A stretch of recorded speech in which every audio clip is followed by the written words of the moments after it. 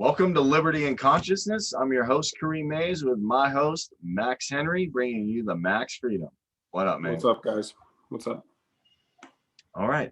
So we were just talking about Austrian, Chicago, Keynesian. I'm sure there's a bunch other that I don't remember or don't know. But I was kind of actually digging the ideas you were giving me from the Chicago School of Thought. So I wanted to kind of break that down with you and get more of your thoughts on that. Well, the Chicago School is a Milton Friedman sort of creation in terms of popularity. It existed before. It's more of a classical liberal founding fathers frame of mind where we keep everything nice and small. Today, we'd like to call it minarchist. That's the guys who are capitalists, but they want like government somewhat. And when it comes to a philosophical battle, you're always going to lose if you believe in capitalism to the Austrian school. Because, yeah, having complete anarchy and complete capitalism, laissez-faire, free markets is always better, right? But in the position we're in, from the standpoint of what we actually live in versus philosophy, where we're actually now, minarchist sounds more plausible in terms of getting us to Austrian school laissez-faire economics. Yeah, definitely. And I think one thing we were talking about too is Austrian would definitely be preferable in this case.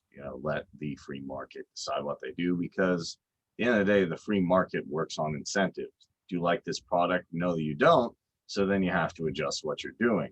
But when you come down to the issue of how are we going to solve what we're doing right now, how are we going to make things better, it inevitably goes to, well, I don't think you could necessarily convince people that things like taxation or public, security is in any time soon going to be replaced by the free market, unfortunately, at least in vast ways. So you have to implement some kind of system that's going to work. Now, I think minarchism is our best practical shot going forward.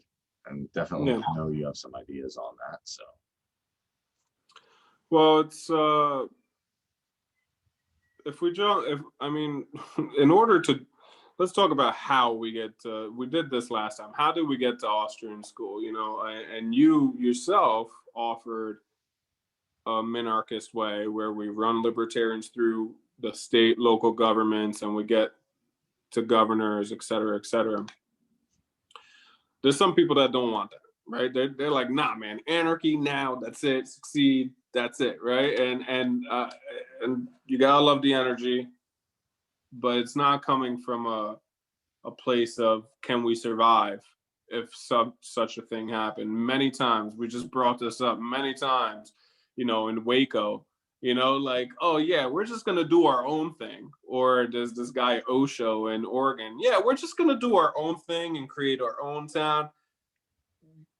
We're going against an empire, to say the least. We're going against the authoritarian empire to some degree. I mean, we don't have it the worst in the world. We don't live in like China or North Korea, where you can't fucking pray or whatever.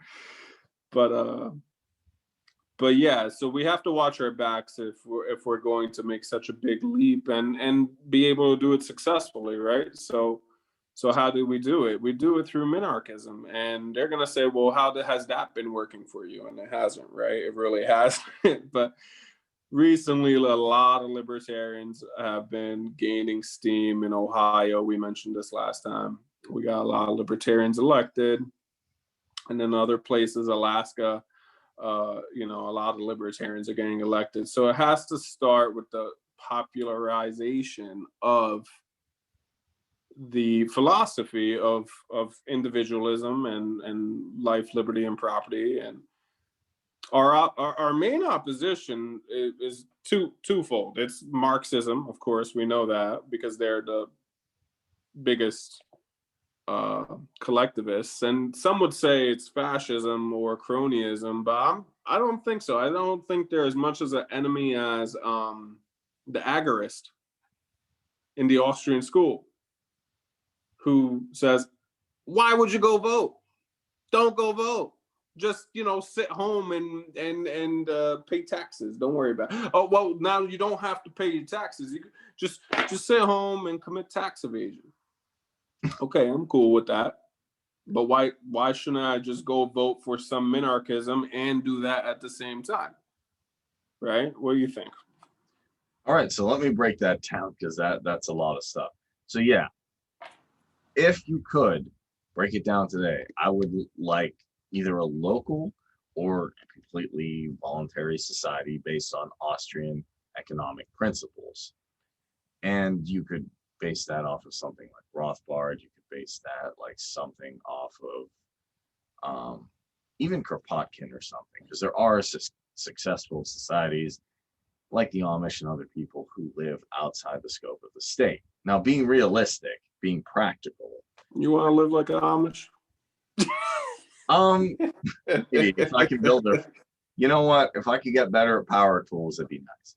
But struggling with the lights before the show. But and the Mennonites got some cool hats, so maybe. But being practical, and beards, they got good beards. I'm working on it. I am working on it. Now, I'd say we do have 3 points of opposition. There are collectivists on the left. You could call them Marxists, and people who believe in variants of socialism. They're not all necessarily reading Das Kapital. Maybe they've never even heard of it, but they believe that they have to unilaterally create systems in the state that promote equity, and that everything has to be evened out, so to speak. No group should have more than this group, or at least that's what they say. Equality. Yes, equality. And if anybody's not equal, the perception is because they did something nefarious. Well, that is possible. Some of that's true with the Federal Reserve and different things. But if we look at the majority of entrepreneurs, it's because they were creative, they had higher conscientiousness, industrialness, whatever you want to call it. And they maybe were just there at the right time, at the right place, and they worked hard. It's not necessarily magic. It's not necessarily even that they're better than you or smarter than you. Some of these people just sat down, worked really hard. And most CEOs, most people I know, just work all the time. They work all the time. And I mean, like, just about every hour of being awake, they work all the time. So, but that's because they're a slave to the capitalist system, is what they'll say, right? Yeah, I know they'll say that, but anyone who's ever had an inspiration like this podcast, like inventing something, growing food, cooking food, making clothes, doing anything, you get that inspiration. Like, I really love what I'm doing, and I'm gonna be a beast at what I'm doing. I'm just going to do it because it's amazing. Like, you really do have to, when you find inspiration in your work, it becomes difficult not to be industrious. The only thing that hurts is social programs that say, hey, because you've done well, we're going to de-incentivize you by taking a piece of that capital. And you can argue that there's a certain right amount. I really don't. Right now, though, the public perception is you have to have some form of taxation. I don't think we're going to get that voluntary anytime soon. So, okay, it's there. Income tax is there. Can't do anything. That's one issue I see. Here's the other problem. Those guys openly claim, at least to their credit, people ask, why don't you go out so hard after the left? And I do on certain things, but here's one thing. At least they admit where they are. They're like, okay, I'm socialist. I read Marx. I'm on the left. I'm a Democrat. I believe we have to institute these individual or collective welfare programs to promote equity. Okay. Then let's say we have a group in the middle, call them the right or Republicans, who say, no, that, I don't like these social programs. This is bad. Get on your own 2 feet. We like the idea of entrepreneurs. We support that. They're a little closer to free markets. It's good, but then they say we're free market capitalists. But they're okay with cronyism. They're okay with, it's not socialism if we spend it on these things. we spend it, if I spend whatever billion. This actually brings in Lord Keynes, and maybe you should go over why Keynes was like so popular from the onset, if you want, and why do we use Lord Keynes, and why is government using Keynesian economics instead of competitive capitalism, laissez-faire? Yeah, and I will get into that, but yeah, there's a group on the right that says they're free market, and they've labeled themselves as such that when people go to criticize capitalism, they don't go to Austrian thought, they don't go to Ron Paul, they don't go to free market libertarians, they go to these guys in the middle and say, you know, Yeah. uh, just to throw Rubio or the conservatives, they say free markets, but they're spending 800 billion on the military. They're opening up new branches. They're spending so ridiculous amounts of money on these social programs. Pick your favorite. So it's almost interesting. People are saying, well, the Affordable Care Act is unacceptable because it's forcing you to pay for services that you may not want or may not need, or if you do need them, could be offered cheaper in a free market society. So that's bad. That's socialism. Okay, great. And then this group also, when you talk about building infrastructure like the wall, which not only takes taxes, but includes eminent domain of people's ranches that could have been in their family of generations, which is not okay by the non-aggression principle. You can use your own thinking to say, hey, it's okay if it's not. I always find it funny. They're always juggling. It's okay if it's not my house, but take that house over there if we need to build a wall. That's not, somehow that magically doesn't become socialism. So that's a problem I see too. People who are legitimately anti-free market are an issue, to try and bring them like, hey, the reason you're anti-free market is partly because there's a group here that says they're free market, but you don't, but that's not what they really are. We can create a society that has some of the things you say you want, but it would have to be done through a free market system. I've seen, and I'm going to get to the blockchain, because we were talking about what the blockchain can do for voting. I've seen things on the blockchain coming up with ideas to innovate health, to innovate things in schooling. And if you let free market work, you probably can have an online portal where you can get pre-recorded courses. What would you call that? That's almost free education. So the free market can do these things, but you have to let capitalism actually work. Then, unfortunately, I'd say there's a third group, and that is, I don't call them agorists necessarily, but there are a group of voluntarists, and I'm not going to name names. There is one popping into my head that you say, I'm going to do anything within the scope of politics, anything. You say, okay, we agree that the left has bad economic ideas. The right doesn't have great social ideas, and they're not exactly the capitalists they claim to be. They have some capitalistic ideas. They're closer to capitalism, but they're not. And then you have the voluntarists or people, even ANCOMs, or people who want decentralization, say these central institutions don't work. Cool, but okay, I don't want to participate at all. Well, here's the issue. These central institutions aren't going away anytime soon. As much as I would love to agree with you guys and say, okay, we just got rid of all, coercive institutions that write laws violating the non-aggression principle. Basically, any law that allows violence on you for nonviolent behavior, we're not going to be able to do that just, unfortunately, by reading philosophy, by just talking about it. You need to take a lot of massive action. I'm not saying you personally have to run for something, but in my opinion, find people who are running for libertarian and limited government ideas so we can change the scope of how things are working. Because in my opinion, the left over here is doing well because they played the long game. They put little policies out in a long period of time, and they call them things that sounded good. So now they're able to control a lot of institutions like Hollywood. They're able to control education for the most part, and they're able to control other social programs. Now, when they started controlling education, that's, in my opinion, where Lord Keynes came into play, when a lot of Marxist and Keynesian ideas came into play, because they're not looking at economics from a point of scarcity. Was it Walter E. Williams that said the first law of economics is scarcity? You'll never have enough stuff for people who want. Thomas Sowell. Okay, Thomas so, Sowell. my bad. So Thomas Sowell, I love that quote. It was the black guy. It was the black guy. Don't worry. It was the black economist. Yeah, it was the economist. So, and basically what he said, the first law of economics is that there's scarcity. There'll never be enough goods and supplies and services for everyone who needs it. And then politics is to disregard that first law of economics. What is it? Free healthcare, free this, free for everyone. How are you gonna do it? How are you gonna pay for it? How are you gonna? Well, tax the rich. Yeah, the tax the rich. There is enough money. It's just there isn't.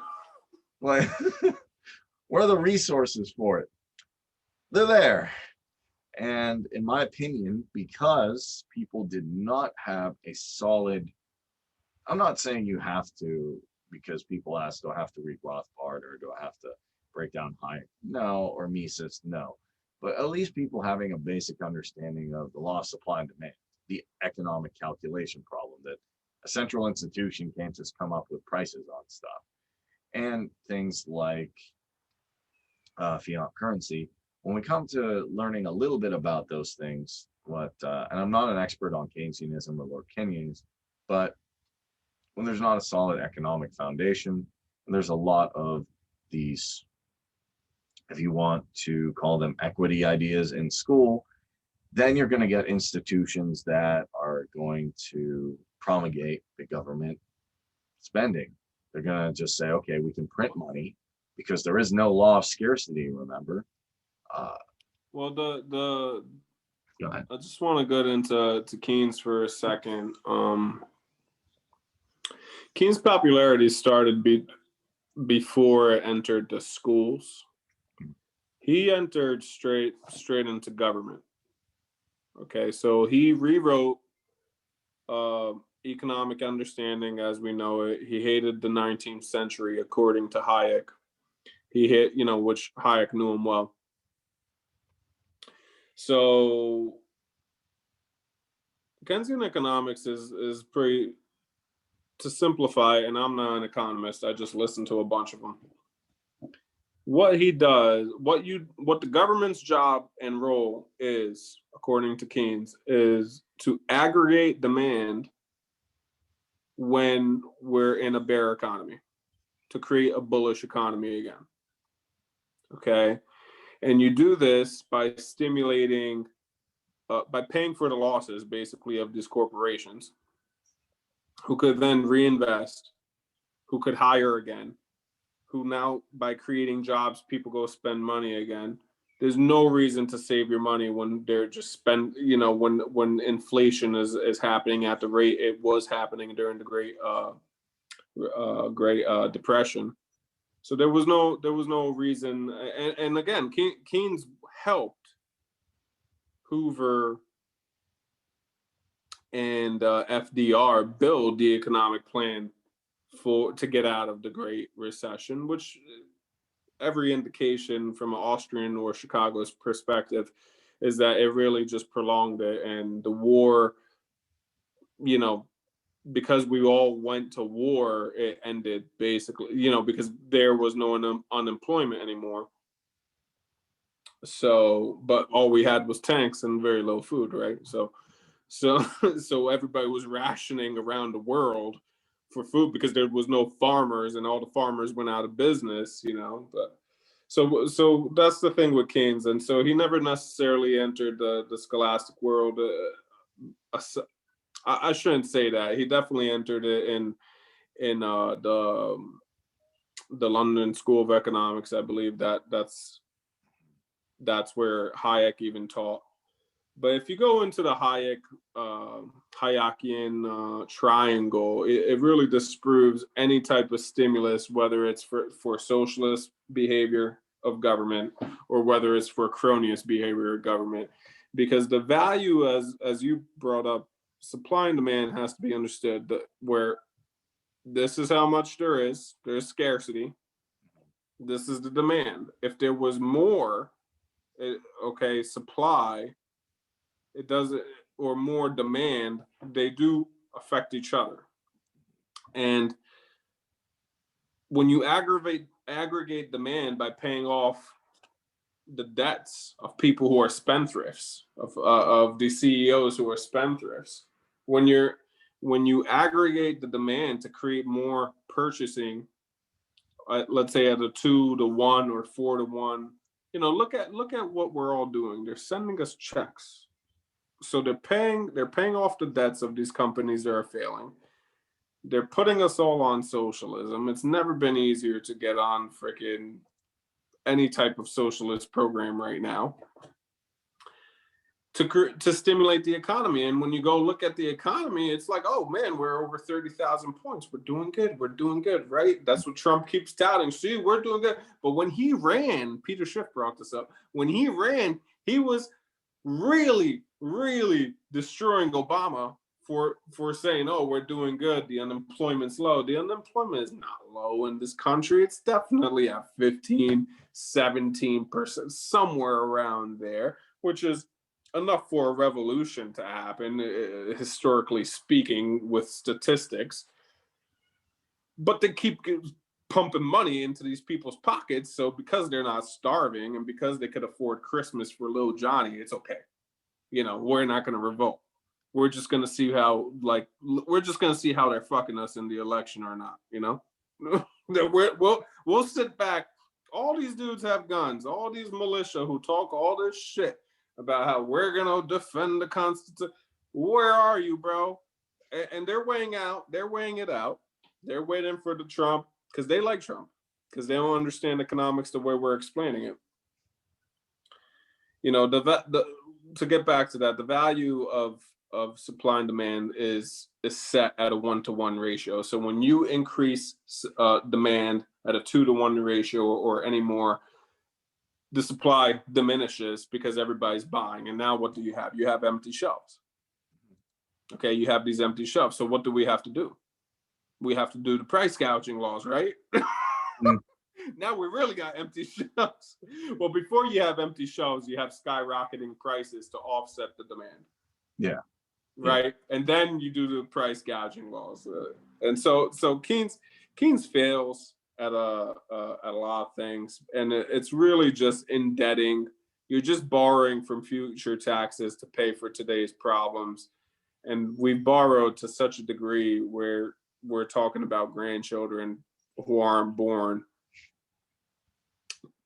owing this money, which is like, I think I mentioned it to you before, that's pretty much taxation without representation, since they're not alive, and they will owe this money when we come about. If I think I did a calculation one time, in fact, of how long it would take to pay off the debt, and it was, this is 2 years ago, it was 10 years of complete slavery where no one made a dollar, and somehow that was possible.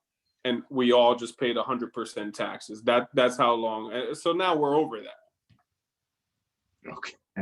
Wow. Like that means like we don't have money for food, nothing. And somehow we survived for 10 years like that. 10 years, 100% slavery, 100%. Like now if they feed us, they spend money, right? So it goes into the debt, so it prolongs it, right? So it's impossible. It's impossible for our generation to pay it off, or even the next, probably. Well, we do have the free market. And if I can share my screen, I did find this interesting cartoon. You can see if you agree with it. Not a cartoon, but a meme. Generally, memes are goofy, like, and I do like that. But since I'm not an expert on Keynes, I have read Marx. Like the 4 schools I know are Marxism, from Das Kapital, Marx and Engels, Lord Keynes, the Chicago school I just learned about, and then the Austrian school. I'm sure there's other type. There has to be more thought out there than that. And not that was been really, mercantilism died out. that's where tariffs come from, to be honest, the mercantilists, but so did slavery. Like that was like, it was fine to even like keep people in serfdom conditions, because if you were to, controlling your economy or trade wars, you know.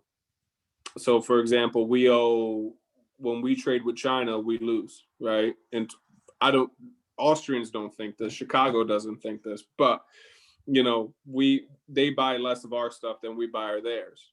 Why? Because, well, first off, they can't afford our stuff. Their people can't afford it like we could afford their stuff, for instance, because they get paid less. Can I ask a question about that? Yes, that would be, we have a trade deficit. Right. You're getting more goods, but here's the thing. With the grocery store, I'll assume everybody goes shopping, or even if you're going on Amazon, if you're going online, I still like going to the grocery store, even though there's some weird stuff going on. At least people have stopped hoarding toilet paper. So, what was that about? They thought they were gonna get diarrhea out the ass from the Rona and shit. Something, yeah. I think that's like the panic buying thing. Like, let me grab ramen and fucking toilet paper, bro. It makes sense. Get me the lowest common denominator items that I can utilize in a situation of crisis. What are you gonna do? I don't know if they're thinking like that or just like, yeah. Write a poem on fucking toilet paper, like. I guess their rationalization was they wouldn't have the adequate resources to deal with that if they got quarantined in their house. I don't know. Anyway, it doesn't matter. But I still like going to the grocery store. Now I have a trade deficit with the grocery store. I'm buying all their stuff. I'm not selling them anything. I don't think anybody's selling unless you're a wholesale retailer. Okay, that's probably your job. But if you're not a wholesale retailer or manufacturer, you're probably not selling anything to Walmart. So a trade deficit's not, in my opinion, always bad. The issue It's not. It's in mercantilism. It was because these countries were at war with each other. We're talking about Europe now. Mm-hmm. These countries were at war with each other all the time. So in that perspective, they wanted, because when you have a trade deficit, you have a lack of gold as a country. Yeah. You're losing gold. You're losing your currencies back, so if you create a trade surplus, you're actually gaining wealth to some degree. Now, that all changed, of course, when Adam Smith came about, when he started talking about countries as peoples and not as governments. Yes. And so what was better for people was more important than what was better for the government. And of course, a trade deficit for people like you and I going to this, to ShopRite or wherever you go shopping, Giant, if you go to your local Giant, I think in PA, that's what they have, right? If you go to the local Giant and you have a trade deficit, it's fine because you're fed. You're not starving to death. That's good, right? Like, it's okay. I will take this L to eat today. You know what I mean? Everybody does, yeah. Unless you're living like the Amish, unless you're living completely off the land, which I have respect for that. Right, actually. Right. Because who knows? Like, technology's great. I work in the tech field. Technology is not magic. It doesn't always work. There's problems. So yeah, it's a good skill to know. But realistically, most people are going to go, and we're not an agrarian society anymore, going to go to some form of grocery store where everything has been produced agriculturally and manufactured and, exchange goods for currency. That's just how it is. So trade deficit, as we said, it's not always bad. So those are the 5 things. We're going to knock 4. We'll knock it down to 4 because I don't know anyone. I can't think of anyone who's openly advocating mercantilism that I've seen anywhere. Well, like I said, it exists in Keynesian economics still because, I mean, that's what intervention is for, and mercantilism is all about government intervention. So, Keynes is evolving from Adam Smith's laissez-faire, but to not so much of a degree because he really likes, he wants to aggregate demand in order to get out of a bear market to enter a bull market. Mind you, this guy was a mathematician. He was not an economist until he started writing shit about economy. He was a great mathematician. He was a great investor. His personal portfolio was, he was severely rich, okay? Unlike his competitor Hayek, who was not. So it goes to show. So when he writes, like, listen, this is about our lifetime, let's just keep fucking throwing the dice, and you know what I'm saying? So he wants to spend the future's money to aggregate demand today, so we enter back into a bull market right away, and then we could reap the rewards right away. Yeah, but you're stealing. You're straight up stealing from the people to do this, you know, and from future generations. So that's but mercantilism exists in Keynesian. Okay. Yeah, I would agree. Yeah, you're right. It's about 4 schools. Yeah, it's 4 schools to my knowledge, and like I'll share a funny thing here if you can see my screen. It says values. Yeah, we both posted this one. Class, values determined by the work. Values a subjective, ordinal ranking of goods based on preference. Market value is the equilibrium of the personal value judgments of the buyers and the sellers. So to me, yeah, is it a goofy cartoon? Yes. But I think that sums kind of up the idea of Austrian thought. And people say, why is this important now? Why do I have to look at economics now? You know, that's not entertaining. I want to watch whatever, like new shows and stuff. And I get that. But here's the issue. If you don't have a basic grasp of economics, if you mentioned Peter Schiff, if you know Robert Murphy, he made a thing that says, hey, if you don't understand economics, then people can keep putting these bad policies out, and you're not going to have a defense against it. It's almost like you saying, hey, you don't have to like know physics or science or biology, but I don't know how to maintain maybe basic, let's say, practices of health and wellness. I'm going to get sick. I think what you're alluding to here is, you know, people's ignorance on economics, because it's a harder discipline than, you know, math was in high school. But when you're talking about continuing your education, whether you're going to college, university or not, you know, no one's going to deny that learning how to read, write, and do basic freaking math and science and learn some type of history was beneficial, highly beneficial in their life. Like, I could read. That's good. I am now better for it. So when we talk about like, okay, well, if you just keep going and now you learn a little bit of science, you know, today we kind of need that. Nobody understands the immune system anymore. And you learn some economics and you learn some law, you know, because you're an adult now. So you need to learn big boy, big girl things. You can't, we're not talking about reading anymore. We're talking about reading really important things, you know? Yeah. So that affect our lives in vast amounts of ways. I mean, everything you're touching and I'm touching, and right now, even the stream right here, this has all been taxed multiple times. You better understand why people want to tax and why maybe it's bad. At least have an understanding of those two arguments, because if you don't, you're at the mercy of people who do. And that goes back to Plato, right? Yeah. I think Plato said something like that. Like, if you're not interested in politics is interested in you. Something like that. Plato was he was an authoritarian too, but he was just sour about Socrates and democracy at the time. Yeah, no, well, I do have a lot of respect for Plato, and I'm more of the Aristotelian school, but yeah, I think he said something to the effect of, if you're not interested in politicians or politics, you'll always be ruled by them. And unfortunately, that's the harsh reality is, power, a lot of people say back away from the power. The people who want the power are going to set the policy. So my solution to that is the non-aggression, understanding the non-aggression principle. So you're capable of having power, but using it in a capacity which is non-coercive.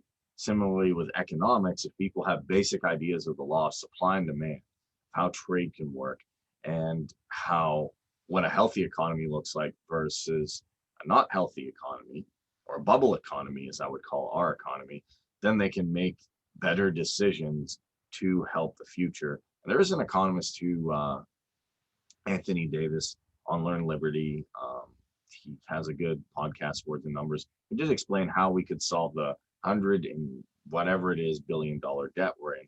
But the issue, I think, is it's not so much which debt are you talking about? The 200 or 250 billion dollar debt we have. Who has, like, you mean the national debt? Yeah, the national debt. Aren't we at like 28 trillion or something? Yeah, so, or yeah, trillion, not billion. Sorry. Yeah. Sorry. The numbers You elude smoking me. some weed, bro? You gotta put that shit down, bro. Stop smoking so much. I Yeah. wish we were at 300 billion. Imagine that, bro. I'd be like, bro, I'll fucking spend the money. Who cares? Yeah, that's like a good thing. We got, you know, like at that point, fuck it. Yeah. But no, we're not there no more. Yeah. To me, it's so bad now. It's just like, it's hard to even conceive what a number like that is. Yeah. Like, I mean, I don't, like, off the top of your head, how many zeros are in 28 trillion? You know what I'm saying? Like if I say how many zeros are in 1,000, you understand, because you've done math like that. You've never done 2,800, 28 trillion. You've never played with $28 trillion or figures. That's the type of money we're talking about. yeah. And what's interesting is there's still people who you'll talk to them and say, the economy's great. And then I say, how, based on what? And then immediately they say, well, unemployment numbers and this group is this and this group is this, and they're doing so well. And there's a lot of jobs and we're going to get more jobs and we like jobs. And I'm okay. That's great. Jobs. Yeah. Jobs. It's kind of almost like Fucking part-time jobs, fucking 35 hours so they don't got to pay your fucking medical that they fucked up there, huh? Yeah. Fucking. Oh, man. That's a problem when you don't know basic economics. It's just like a wind-up monkey. You just like wind it up and they're like, jobs. There's a lot of jobs. There's a lot of jobs. People understand. It's comprehensive. Yeah. It's common sense. I'm like, quantitative easing. Common sense. Jobs. No, there's jobs. Comprehensive jobs. Yeah, comprehensive jobs. Quantitative easing. No, jobs. It's just like jobs. That's all they ever do. Well, there's jobs. Well, I would hope so.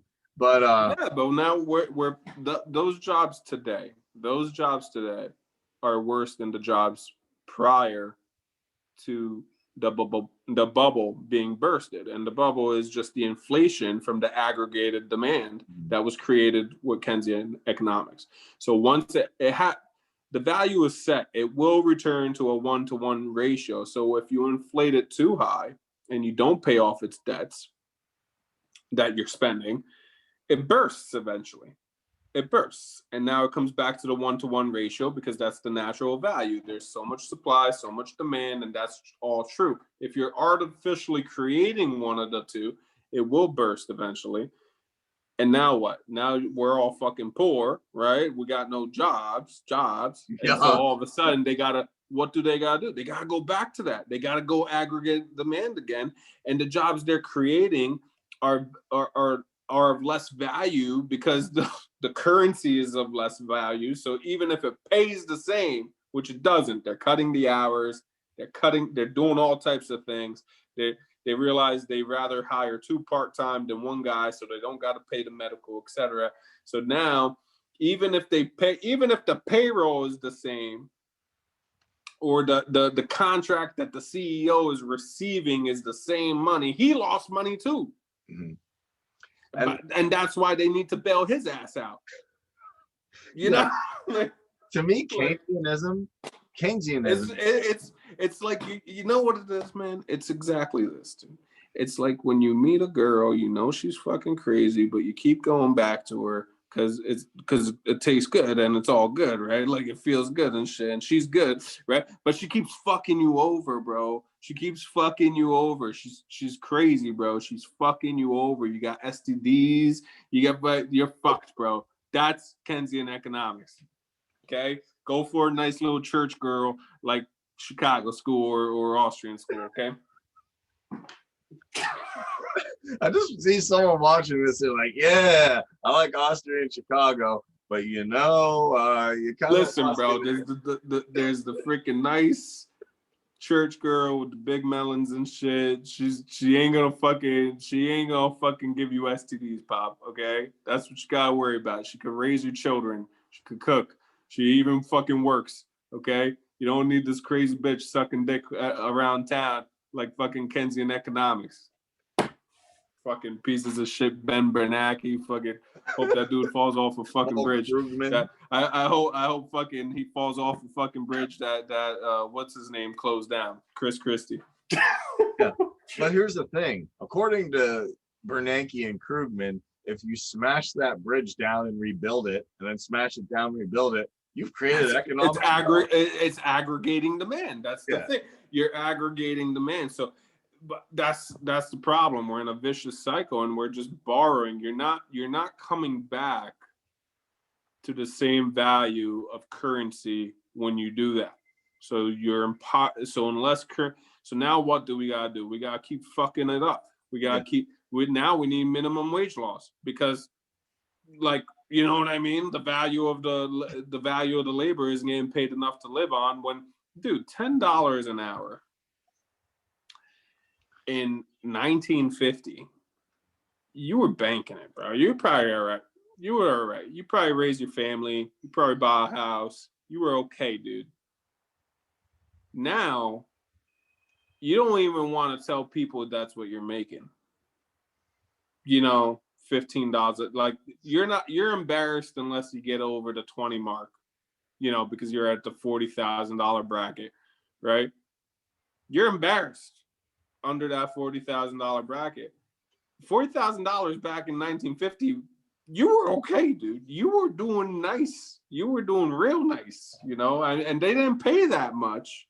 But the reason why is because the fucking monetary supply wasn't so inflated, so there wasn't so much in circulation. I mean, they're just stealing from us, man, and like you said, the way you fix it is we're talking like war terminology here. You infiltrate the institutions like the Marxists did, but that's what you do. You become the teachers, you become the business people, you become the politicians, you become the media influencers like we're trying to do here. But you're competing against these 2-3 other ideologies, right? So how do you compete with them when they already have, let's call it, a monopoly on it? The duopoly has the monopoly on this, right? So how do you compete in, let's say, 3 major institutions like media, where big tech is completely pro-Marxist, but they'll take the fucking cronyist subsidies all day long, but they're promoting Marxism at the same time. How do you compete there? How do you compete in the politics with the Republicrats? And let's say schools. How do you compete in the schools where it's completely dominated by the left? So I just want to comment before I get into it. It'd be funny if, like, Peter Schiff or Robert Murphy, like, hey, how are these guys defining Keynesianism? Oh, through promiscuity. All right, okay. I never thought about saying it like that before. So how do you do it? Okay, well, interestingly enough, obviously I brought up Joe Rogan. Actually, I have a friend before this show. Granted, probably don't have the same viewership as Joe Rogan quite yet. We'll get there. But here's the thing. Joe Rogan's podcast is doing quite well. In my opinion, influencers, whether you like them or not, and you can name tons of influencers on the left and the right, a lot of them come to mind. You have to slowly influence the culture, in my opinion, but with truthful information, with sound economic ideas, sound policy ideas, and with ideas that don't violate the non-aggression principle. And you're going to have to, play the slow game until you can either get enough people in academia who agree with your ideas are okay. And here's the thing, yeah, they got a lot of academia, but there's still things like George Mason University, which I learned a lot of this stuff from. Brian Kaplan, Pete E. Leeson. There's quite a lot of economists there who still come up with idea and explain this stuff to me. I believe that's where Walter E. Williams worked. Yeah, George Mason has a lot. So yeah, it's possible to do. We still have a piece of the pie. It's just not the majority of it. So what you want to do is become an influencer with good information, not bipartisan information, and then start to slowly change thought. Because where do laws come from? They come from thought, and influence in the culture.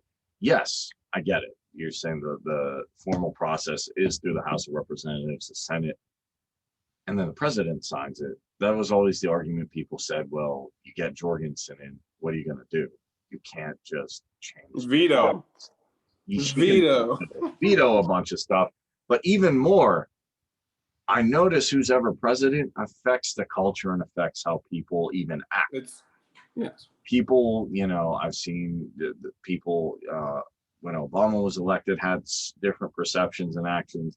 Now Trump was in that people had different actions, and who knows, Biden gets in, what exactly that's going to look like, I don't. But I can say this. You can influence public opinion.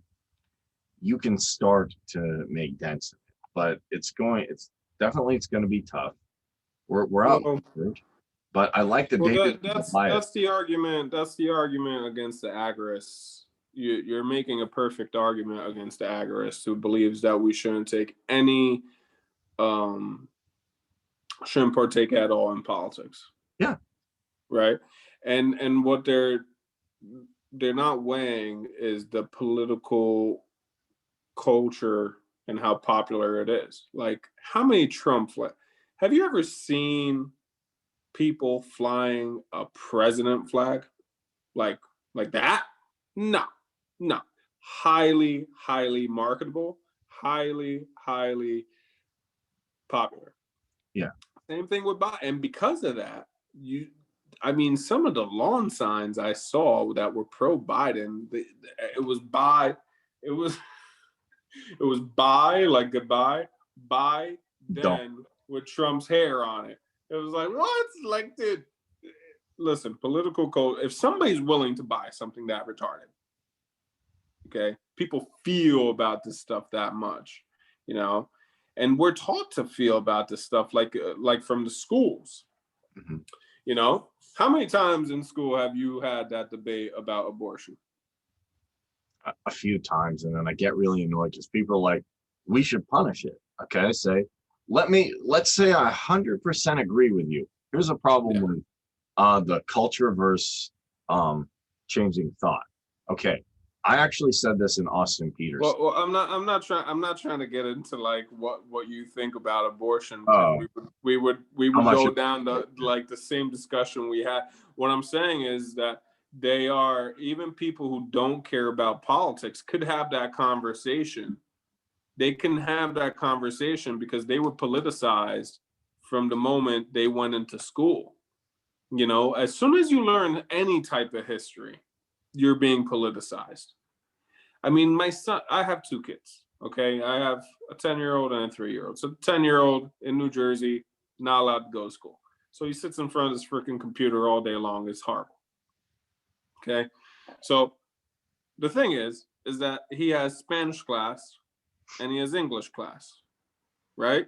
You would think that would be the names of these two classes. No. The names are Spanish class and language arts. But he's learning English. So I'm like to him, like, Mikey, you got English class homework? And he's like, what? I'm like, English. He's like, you mean language arts? I'm like, no, I mean English. Like, that's what they call it, language arts? He's like, yeah, it's called language arts, Dad. I'm like, so what are you learning in language arts? He's like, what language are you learning? What language are you speaking? He's like, English. I'm like, so it's freaking English. What do they call language arts? Because you could easily do that to Spanish. This is language arts. This is language arts. But they're only doing it to the English side. You see, so there is some political momentum, even in 10-year-old. You know what I'm saying, dude? He's 10. He's freaking 10, and they won't let him call English. Okay, so that's where we're at, you know, and so people who, even if they grow up and they're not into politics, they are being politicized at a subconscious level.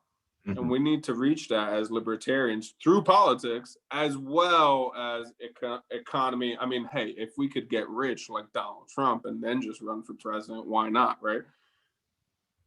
So it has to happen on a multi-level facet strategy. That's what we need. We need various strategies. It can't just be like, I'm just gonna shut my door and ignore the world because I'm an anarchist. Bro, you're a United States citizen. You are complicit by your citizenship alone. They could pull you into court. They don't give a fuck about the non-aggression principle. We do. They don't care about that stuff, right? They will pull your ass into court. They will bring you there and try you as a U.S. citizen, not an anarchist, not as a citizen of the world. Bro, that is great philosophy. I agree with every ounce of it. That's not what we're living in today. And you can't pretend that's what we're in just because you feel like it. And if we all just do it together, it's going to work now, okay? Let's all hold hands and pretend that's how it is. It's not like that, bro. There's more of them than us. They got more money. They got the guns. It ain't going to work, okay? They're going to take your ass down. So you got to infiltrate like a Marxist does. A Marxist, dude, the Cold War is an amazing history. They infiltrate the United States government. They freaking subvert it, the long game, like you call it. Look at where we're at. We got people tearing down statues of George Washington. Like, what? He freed his fucking slaves at the end of his life, dude. What is, you know what I'm saying, dude? Like, okay, everybody had slaves back in the day, bro. Everybody had slaves back in the day. We all done fucked up shit if we're talking about living back then. You think Egypt didn't have slaves back in 1776? I am Egyptian, so that's what I'm asking you, bro. So you is some Egyptian history. Was Egypt ever into slavery? You know what I'm saying? You guys may have created it, but I'll tell you what, if I'm in a room with you and somebody has to pick someone who looks racist, I'm the guy with the shaved head who's white. You know what I mean? So that's where we're at. This political culture is of the Marxists is very successful in the long game, like you mentioned. And I don't know if we have enough time to bring it back to some liberty and stuff like that, you know, in our own lifetimes. But it's a long game, like you said. It's gonna be a multi-generational battle, you know. And politics is the way. And politics is one of the major ways we could do it, including schooling and mass media. You mentioned how influencers are fucking like the Kardashians. Bro, if the Kardashians go vote Joe Biden, these dumb bitches go vote Joe Biden, okay? Mm-hmm. If Cardi B says go vote Joe Biden, they're going to go vote Joe Biden, okay? The same thing like us. If Ron Paul says go vote Joe Jurgensen, we're going to go vote Joe Jurgensen. We just have to make the Ron Paul message, the libertarian message, sexy the way, you know, Cardi B is portrayed, or all these stars. So we're lucky we have a lot of good people trying to spread truth, and like Joe Rogan and Peter Schiff and people that are popular online.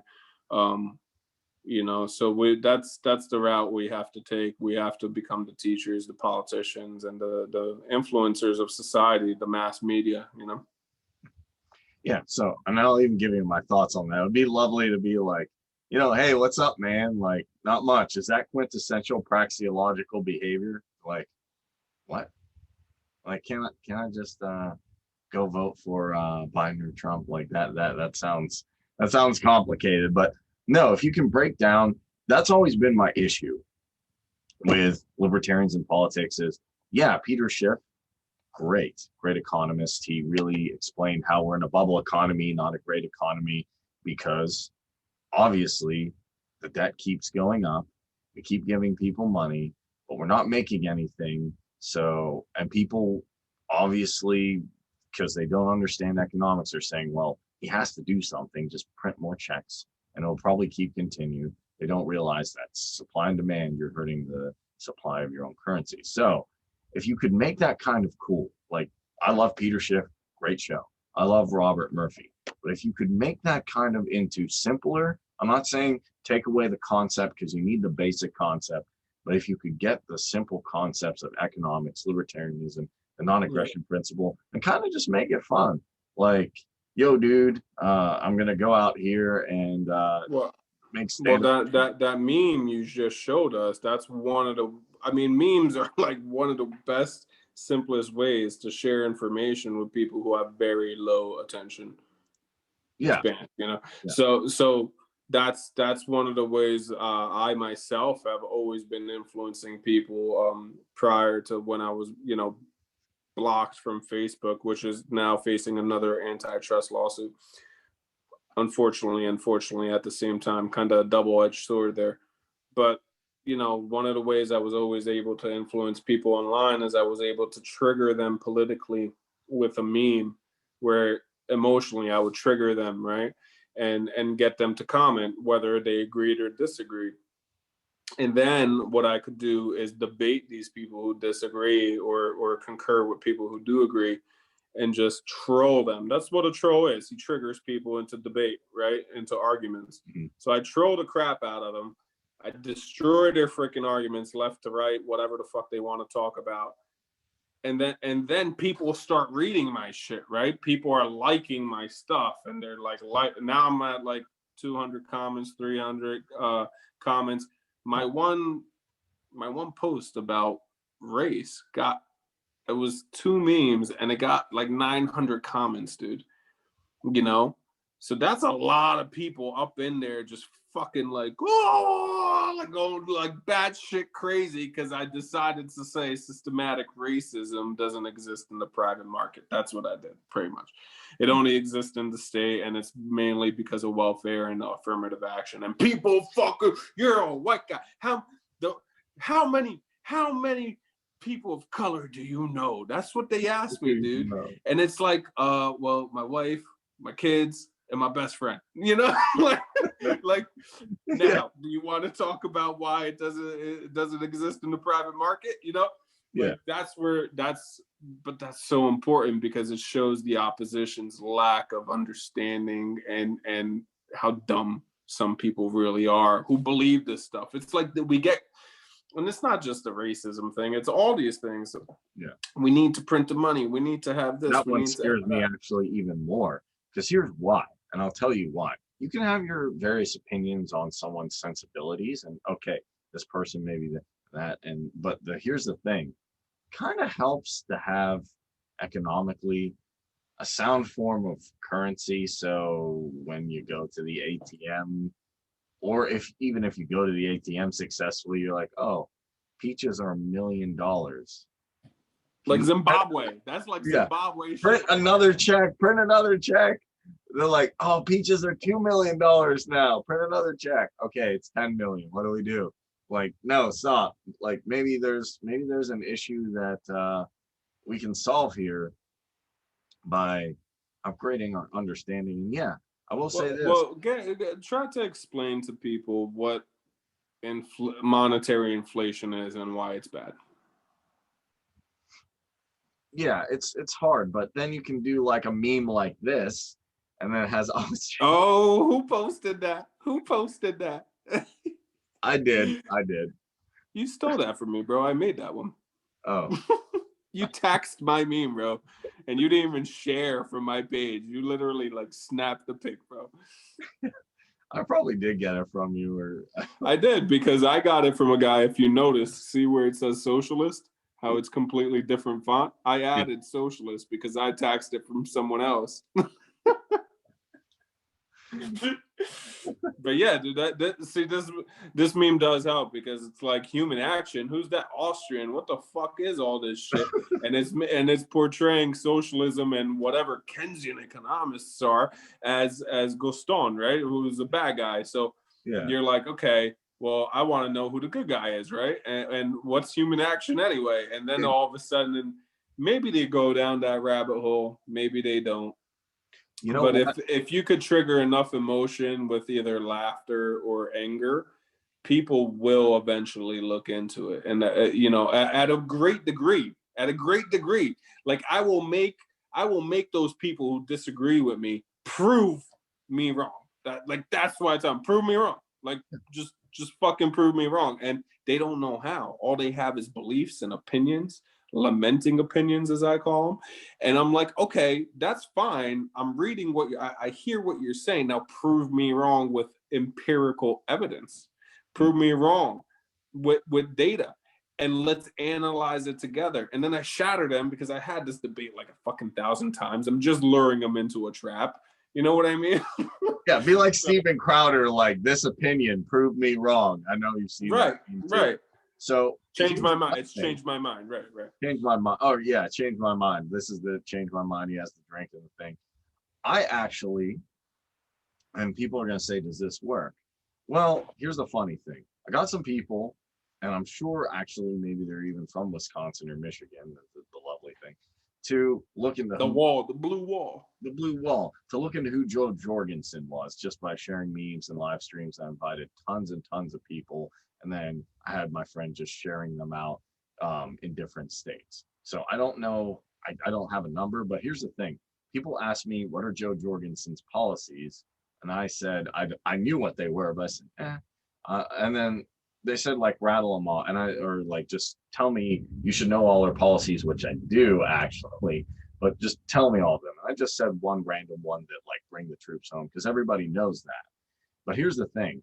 And I did make a video on it close to election night. But one thing that was interesting is, because I didn't give people that answer, but I was sharing JoJo memes, people started to say, like, hey, a lot of the pages I didn't see for Joe Jorgensen, they were hard to get to. But, I saw your posts and I looked into who it was. And then some people did say on their live stream, I saw your live stream on Facebook and I decided to vote for Jorgensen. Or even better yet, there were people who said, I don't know her policies.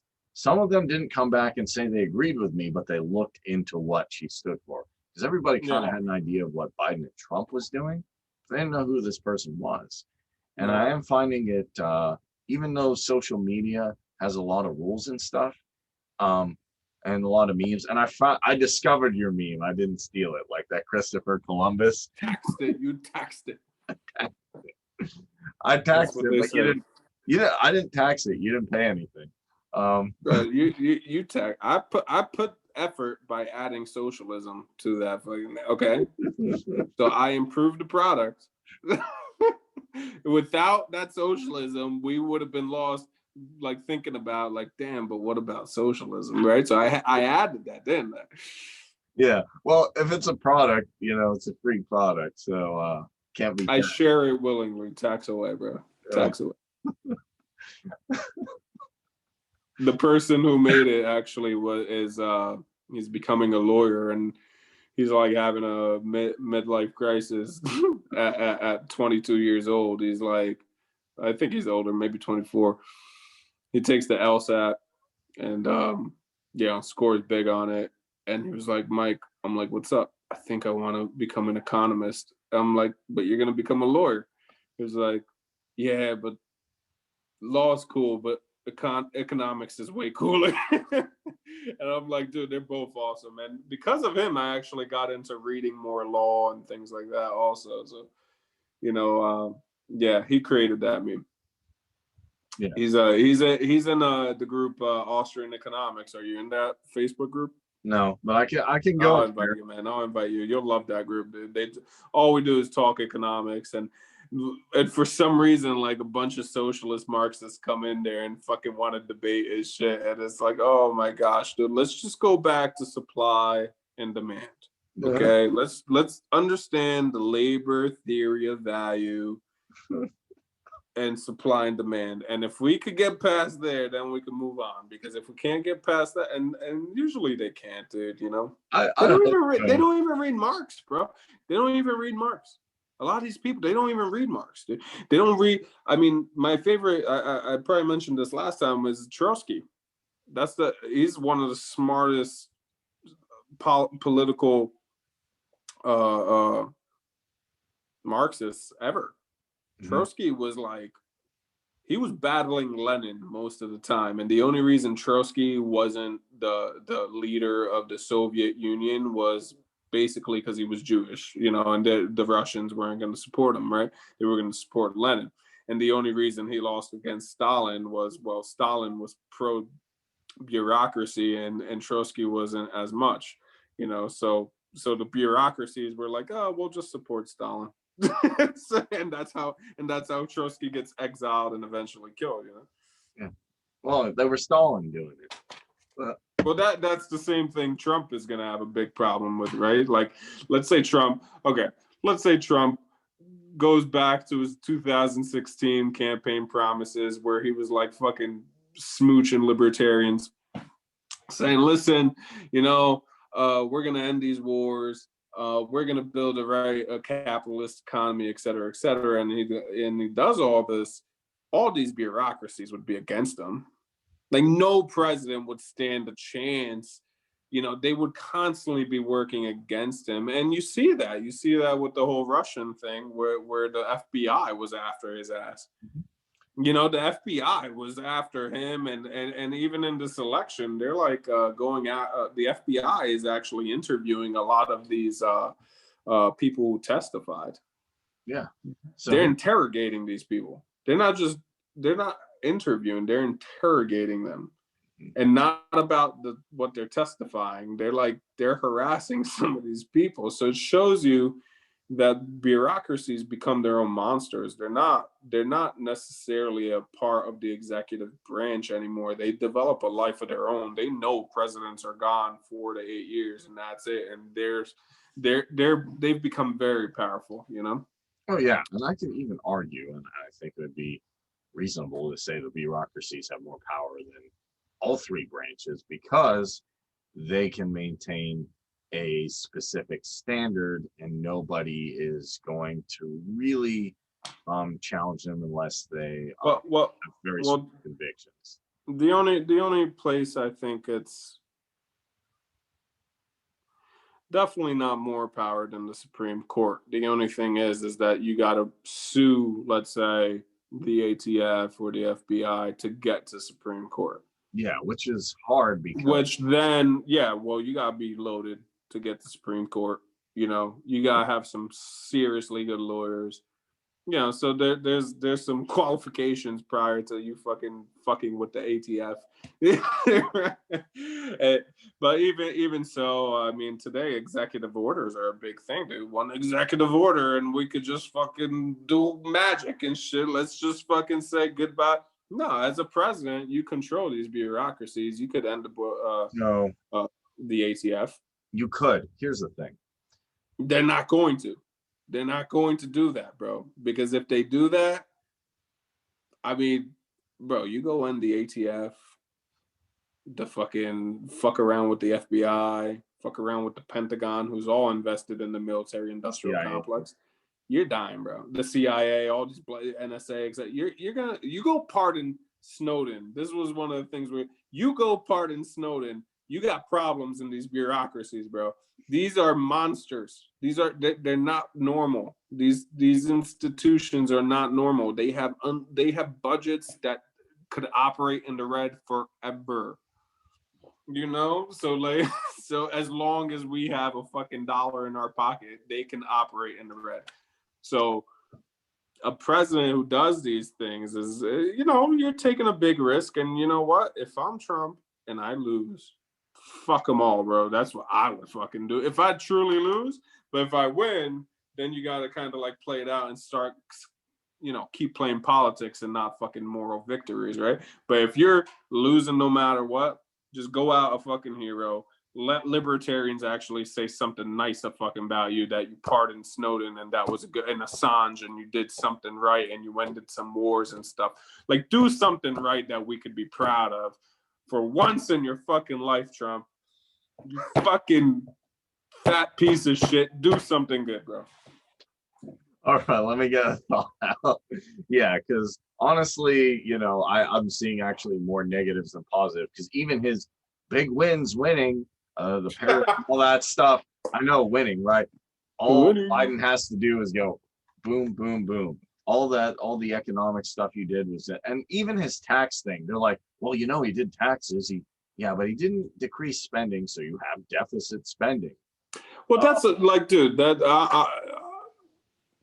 I'll take that anyway. I'll take it.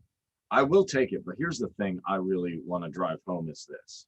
In my opinion, you had groups who were opposing spending.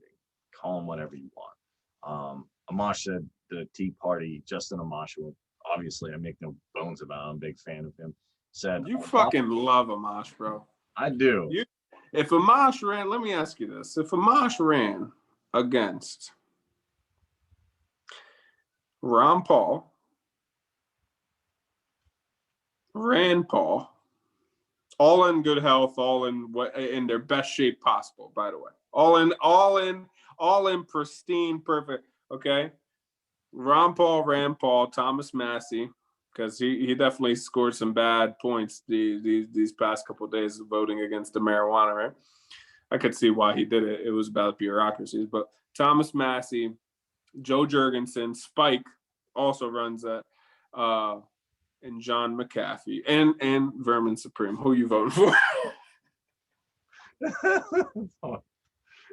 Dude, we would be fine no matter who you pick. I wouldn't even vote. I'd just be like, all right, cool. I'm gonna put it in the slot machine.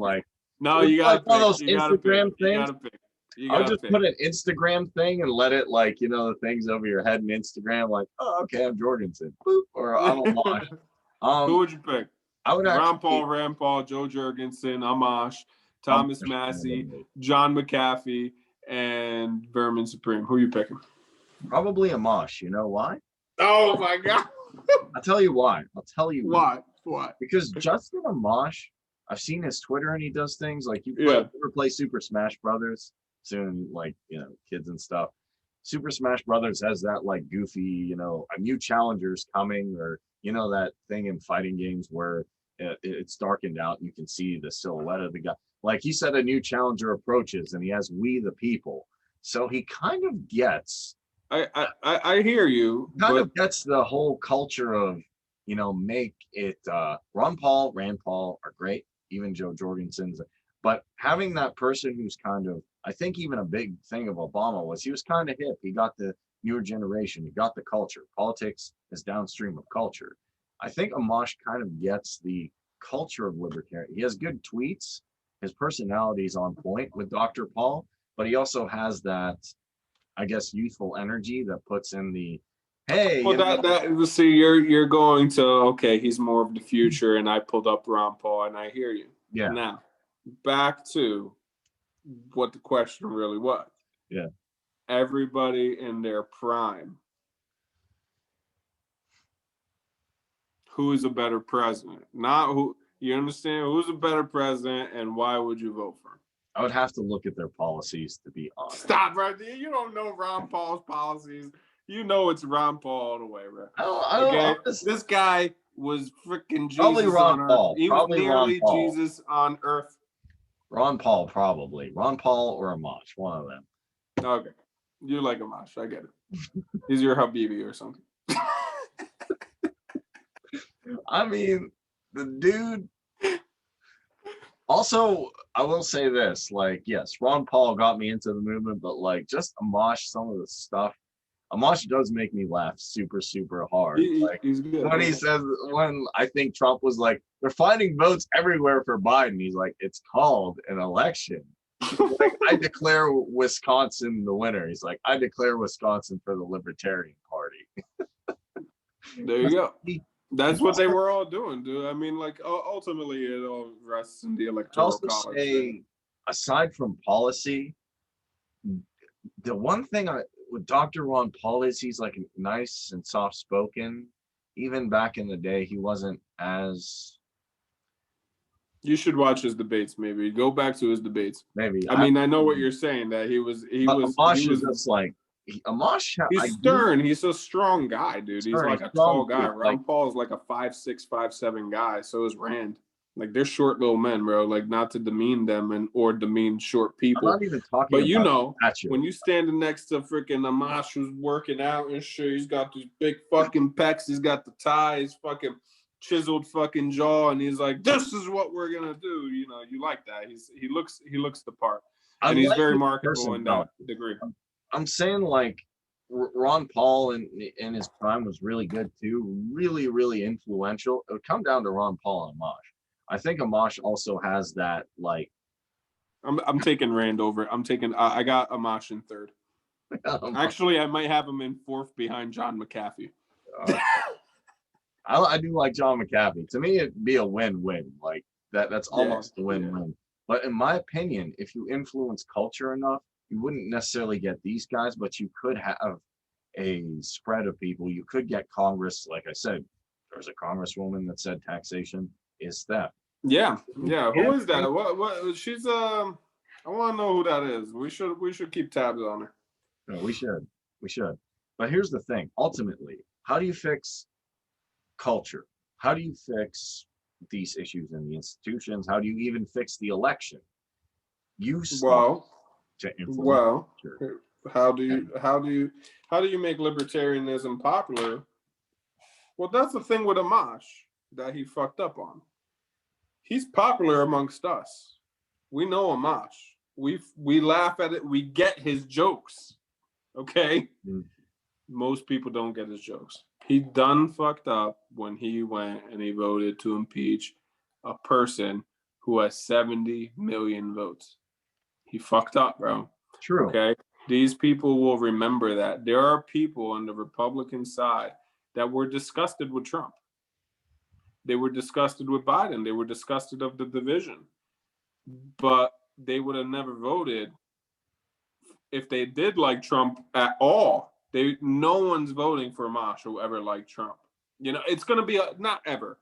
It's going to be a hard. I'll take that back.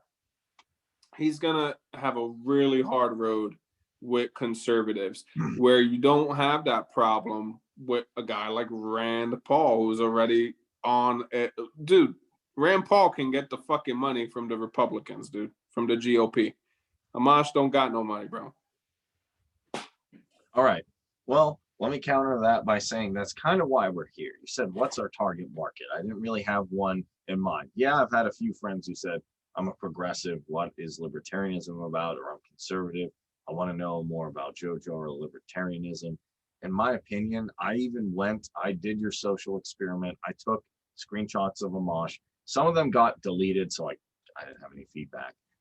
Some of them got deleted. The ones I posted in like Trump-oriented or right-wing oriented groups, not official Trump groups, which I think there are certain rules in. But what the one group I told you to go to, like Trump 2020, what was that? How'd that turn out? They deleted the post. They deleted. Now, here's the thing. I posted other stuff. I tried posting other stuff, and they deleted that too. So I told you, bro. Bro. Dude, Amash got a long road on that side, dude. Okay, fine. I posted. Here's the fun. They delete and what you posted. Tell everybody who's watching this what you posted. So all I did was I can say what I posted is that the idea of bringing the idea of libertarianism should not be done by authoritarian means. Now, I went back and looked at that Trump 2020. There are rules against posting certain things. So okay, fine. I'm not sure if they did it out of group, you would say governance or whatever they did. But I went to other right-wing groups. I went to other right-wing groups. I went to other right-wing groups and posted Amash, and I said, oh, well, that's an interesting perspective, or he's not wrong. Never thought of that. So you can over time with this podcast, with different Yeah. things, you can, in my opinion, one thing that's going to happen, one way we can fix this, the election and all that stuff, there will be, as you said, our target market is a lot of disaffected Republicans. If, and I'm saying it's likely, whatever happens, is that they're going to be looking for a place, especially if Biden gets in power, they're going to be looking for, and you hit like, we put 72 million, we got excited, we put all this momentum behind a movement, it didn't pan out. What do we do now? Well, hey, there's two crazy libertarians over here. We have a podcast, and I'm trying to influence as many Republicans as I can. We're closer in ideology than the left. So let's try and bring these people over and show them. Well, let me try to get into that point you're making about, like, you know, if Biden, let's say he's in, right? It's more likely, so we're just going to go with that scenario. We'll see what the Texas lawsuit yields in fruit. But Biden wins. You have, let's say, Rand Paul that is definitely going to run again in 2024. Okay, he's a libertarian. He runs as a Republican, libertarian through and through. Sometimes, some very few times, he's not as good as his father in terms of perfect track record, but he's good.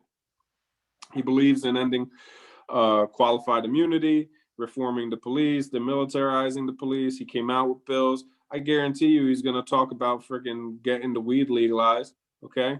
He's going to be pro that, right? So this guy could be a president, and you know what? Just because he has an R next to his freaking name, people will vote for him because 70 million people vote for Republicans. Mhm. The Libertarian, now we go to Amash, who, let's say he leads the Libertarian Party and he wins the nomination there. That, let's say that's what happens. We're gonna have to try to get our target market. It's gone, bro. First off, you know, because anyone who's even slightly libertarian as a Republican who still doesn't understand economics, and that's the only reason they are Republican. Anyone who's slightly libertarian is going to go back towards Rand Paul because, okay, well, I got Rand Paul and this guy is closer to winning because he has all the votes. So we're going to lose ground there.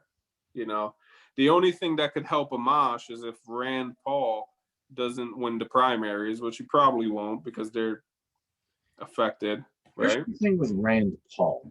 I like Rand Paul policy-wise.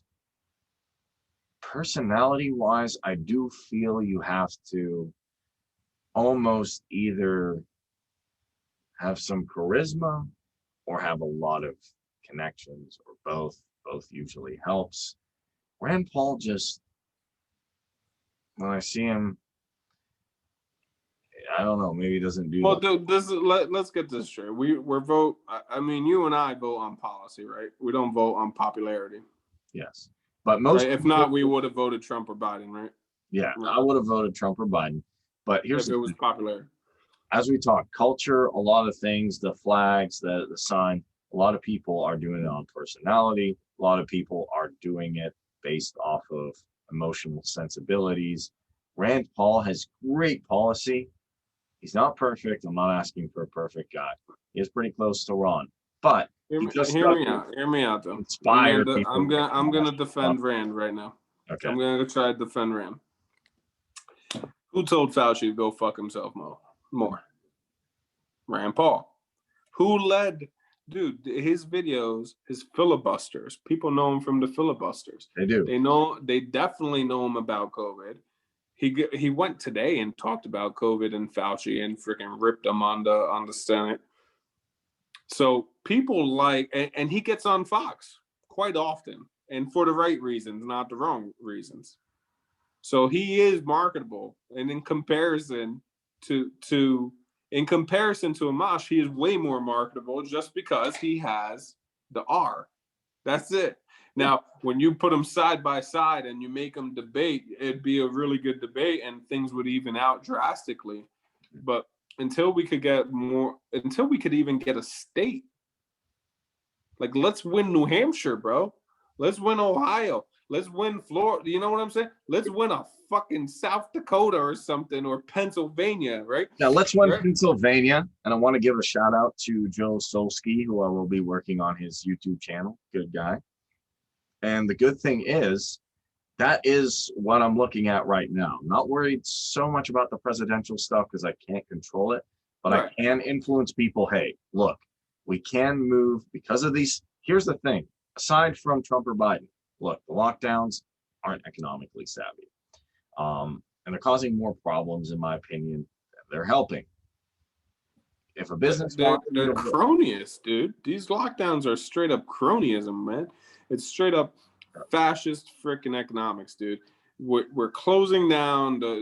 Everybody now knows about the. Maybe you heard the L.A. restaurant, that lady, yeah, who's been there for 10 years, right? That's pop. And now, look, man. Here's something even more important to understand about the political nature. Trump ran as an underdog. They all hate me. McCain hates me. The Republicans hate me. The left hates me. Choose me. That was our strategy, bro. He stole that. He stole that completely. And guess what? Now more than ever are they the underdog in everybody's eyes, right? Mhm. So wait, I want to say one thing. I want to finish this thought. So yeah, getting definitely right now I'm focused on local and state, winning those elections, getting and senators and stuff. Let's get some libertarians in Congress because I know the first objection everyone's going to say is I'd like to vote libertarian, but just get a president who's libertarian or like Rand Paul, and then they'll sit there and do nothing. So let's actually get some victories there. Third party victories and oppose these lockdowns just to help people health wise, mentally wise. And this is like the short term strategy. And then, yeah, I can propose the idea about blockchain voting, which you register one vote on the blockchain. You can't really do forgery on the blockchain. So that can solve a lot of these voting problems. So it is in people's interest to solve a lot of these problems that happened in 2020 to actually go vote libertarian. Now, on the national stage, here's what I'd say. Yeah, Trump ran as the underdog. He ran as against, the swamp. The swamp. I don't feel he really drained the swamp. We can debate that in another show, but here's what he did. The media had some credibility. They used it to knock down Ron Paul. The media is losing more and more credibility. And the interesting thing is we can still take the underdog shtick and work it to a way that we're now the underdog. And in my opinion, a lot of his base, I'll explain that. A lot of his base, I'm saying it's likely Biden is getting, I don't know for sure. It's likely. We'll see what happens with the Texas thing. A lot of his base want the same things that we do. So what I would do, a strategy I would do is I wouldn't go after them. I don't have any problem with Trump supporters, truthfully. I wouldn't say anything bad. Q gets weird. But what I would do is just literally say, hey, we want the same things. Less taxation, getting rid of these regulations, getting rid of lockdowns, ending these wars. We want no infringements on the Second Amendment. And you see what the establishment did to Trump. Now, the establishment's getting weaker and weaker. What we need more and more numbers. You guys, we need to work together, libertarians and Republicans, to get some. Okay, and here's what they're gonna say. They're gonna be like, "You're right. You should vote Republican." And I'll tell them, well, I tried that, but unfortunately, the Republicans are co-opted. Look what they did to your guy. I don't think we can work within the two-party system anymore. But my solution is let's go outside of that paradigm and try something different. But a libertarian can never win. They won't even debate. They won't even debate him. They can win if, and I give them the argument of, why can't they win? I won't vote for them. But what if you started voting for them? Well, what if you got your friends to? But I rather vote for the Republican because at least he has a chance of winning now. See But that these are thing. the arguments Here's we the have with thing. these people. You've been voting Republican and Democrat for how many years? And you played red, and I would say you played red and blue ping pong, as I like to call it, forever. And you don't seem really happy with the result. This has even disaffected Trump supporters. You don't really seem happy with the result. And granted, yeah, it's not going to be overnight. Every great thing takes a while. But if you set the wheels in motion and set a trend, you can help end a lot of these problems. Would you like to be I got this one guy I was working with. He was from Louisiana. He was working on the campaign trail with me. And he wanted to vote Trump. And I was like, well, you believe yourself to be libertarian, right? He was like, yeah.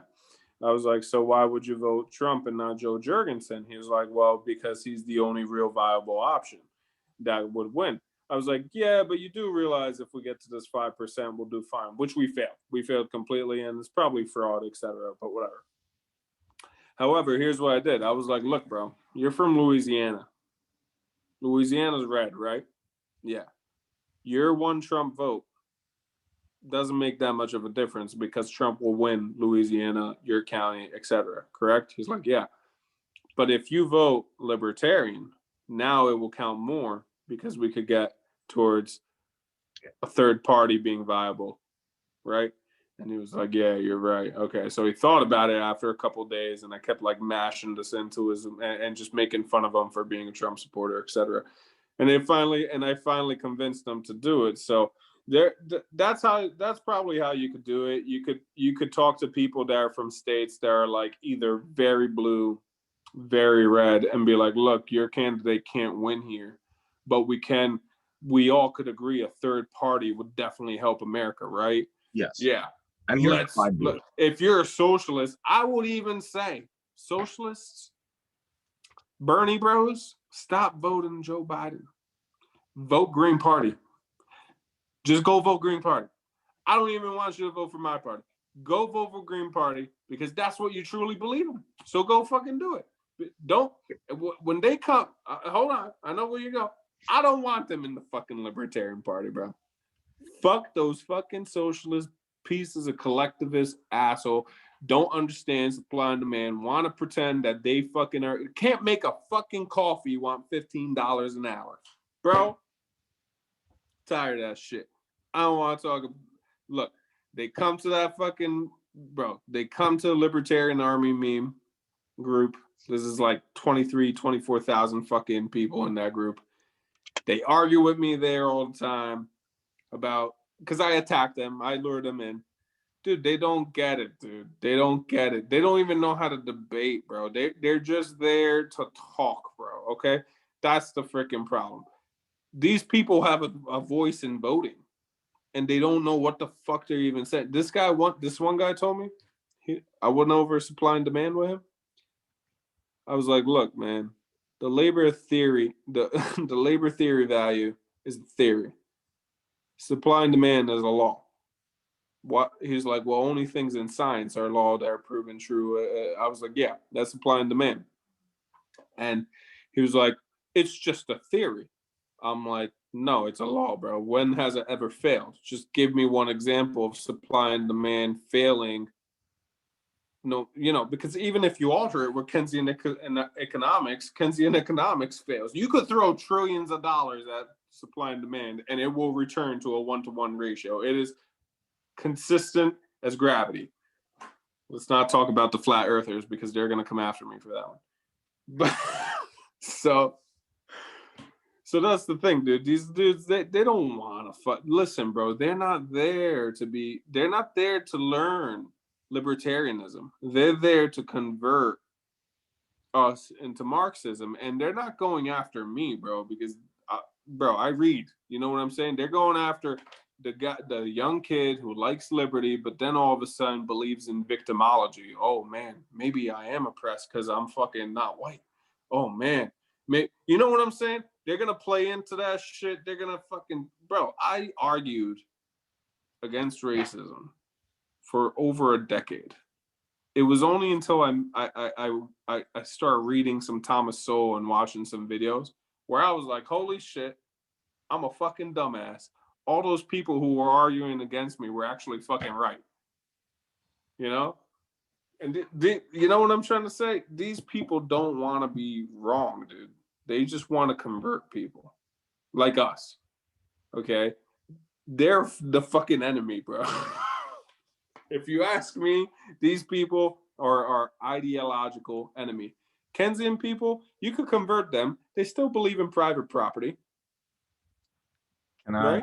can I throw, wait, Yeah. let me throw a couple things in there because it's not, I have to say, it's not as simple, I would say, as that. Here's my problem. Here's my problem because here's why I sympathize with some of them in a weird way. I don't agree with the ideology. Let me say that. I don't socialism doesn't work, except I'd say in a Kropotkin, Bakunin type setting where everybody voluntarily agrees to it and then they can work together, usually in religious settings, like the Amish. Anyway, but here's the issue. The people calling them capitalists are also, the Republicans are not fiscally conservative and they're destroyed. So, but you mentioned that. You mentioned calling that. them capitalists doing things. But that just just stems from their lack of economic knowledge. And I get that. Which right. But can I what I also want to say is the school system is not teaching them that. Now, I don't care if your IQ is 200 or 300. As far as I'm concerned, your cognitive processes are only as effective as the knowledge and wisdom that you give it to them. I don't know. But you're not suggesting that the school system should be the public school system. The public education system is going to solve this problem, right? You're not, bro. They could barely teach these kids how to read at a fucking 12th grade level, and they giving them fucking fraudulent high school diplomas. Yeah, no, okay, but let me keep going. So, if I were to have to put this in points, some of these people are good people. They think equity. They want everybody to have whatever, an equal. Now, I don't want to say an equal chance because nobody really has an equal chance. We all have different abilities, but they want people to at least, some of them are nefarious. Listen, hold on. They don't want equal chances because we have more equal chances than anyone anywhere else in the world, probably. Okay, you and I probably different, etc. By the end of the day, we both have the chance to become super rich, right? We do. Okay, in Ghana, they ain't got none of that shit. All right. They don't. So we have equal chances of opportunity. They don't want that. They want outcomes to be equal. Yeah, they want outcomes to be equal. Sorry. Right. So people calling it capitalists are not capitalists, they're socialists. So they're seeing that.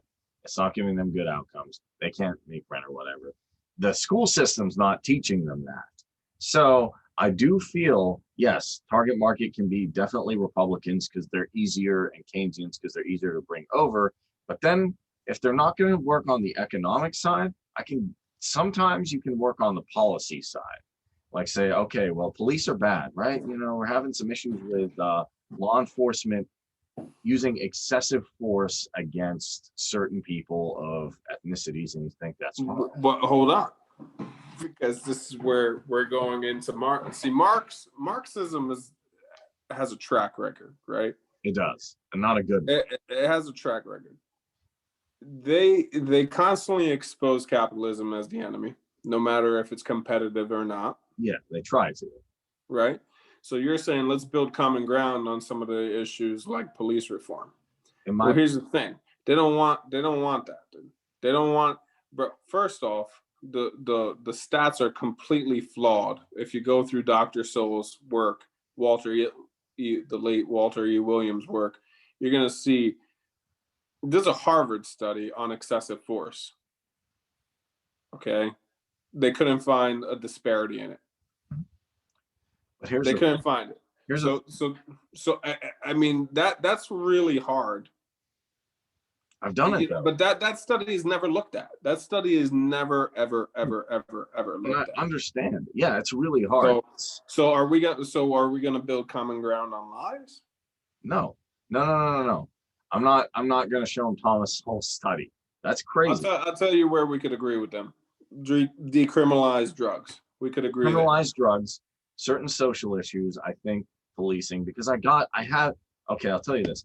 Well, if you decriminalize drugs, you get rid of a lot of the policing issues. You do. I mean, essentially, I mean, you know, seatbelt laws, petty vice crimes. If you get rid of vice crimes, you get rid of the policing issues. You get rid of a lot of the police, in fact, because there's no need for that many police. Yeah. So it has nothing to do with the police at this point. It doesn't. You know, it has to do with these laws, and so they have to understand who they're voting for is implementing a lot of these laws. Yeah, they don't get that. But what I'm trying to make is I'm not going to show them. But Bernie spreads that message too, and they'll go back to Bernie before us. They might, but here's so how do we win them over Bernie? Can I? Okay, let me get my thought out, and then I will let you know. Because here's the thing. So I posted some memes, not soul studies, because that's going to take a long time to go through. That's going to take some analysis. I posted studies. I posted jokes about like taxes and things like that, and people were having trouble making. And yeah, they had very socialist leanings. I posted a joke about like privatizing, and they said, "Oh, wait, I never thought of that." I'm not saying you're going to convert all of them, but if you can find common ground on something somewhere with them. Because you can convert every single Republican into a libertarian, which would be great. It's my focus of this podcast. I agree. I agree. But why? But in my opinion, if we're looking at capitalism and free markets and everything, if something is good, if something is morally correct and is going to produce more wealth for the world, why not let as many, expand your audience. Everybody wants to expand their audience. I'm not saying they should be our target market, but if you have the ability to find common ground with even, because I had friends who said I'm a progressive, and I became and I have friends who definitely. I was. Listen, bro. I was a liberal. And I had friends who were liberals, and they said I'm a liberal. I was a liberal for two reasons. I didn't like government spying. This was when all that was coming out with Bush, the Patriot Act, all that. I didn't like warfare that was going on. I thought that killing people was wrong. Okay. So these are common grounds you could build with them. You're not going to build common grounds economically unless you could teach them about the Federal Reserve. If you could teach people about the Federal Reserve, they could now start to see what cronyism is versus competitive capitalism. That's our route, and that's what how a lot of Ron Paul was popular in the colleges because he was able to convert the left.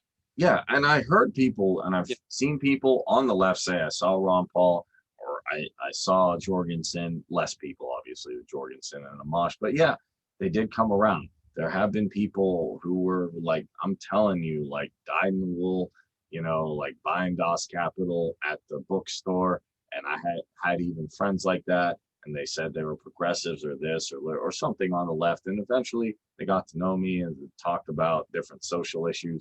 That's how I roped them in. Then I eventually got them, close. I'm not going to say they're all libertarian. That's not true. But I got them more free market oriented.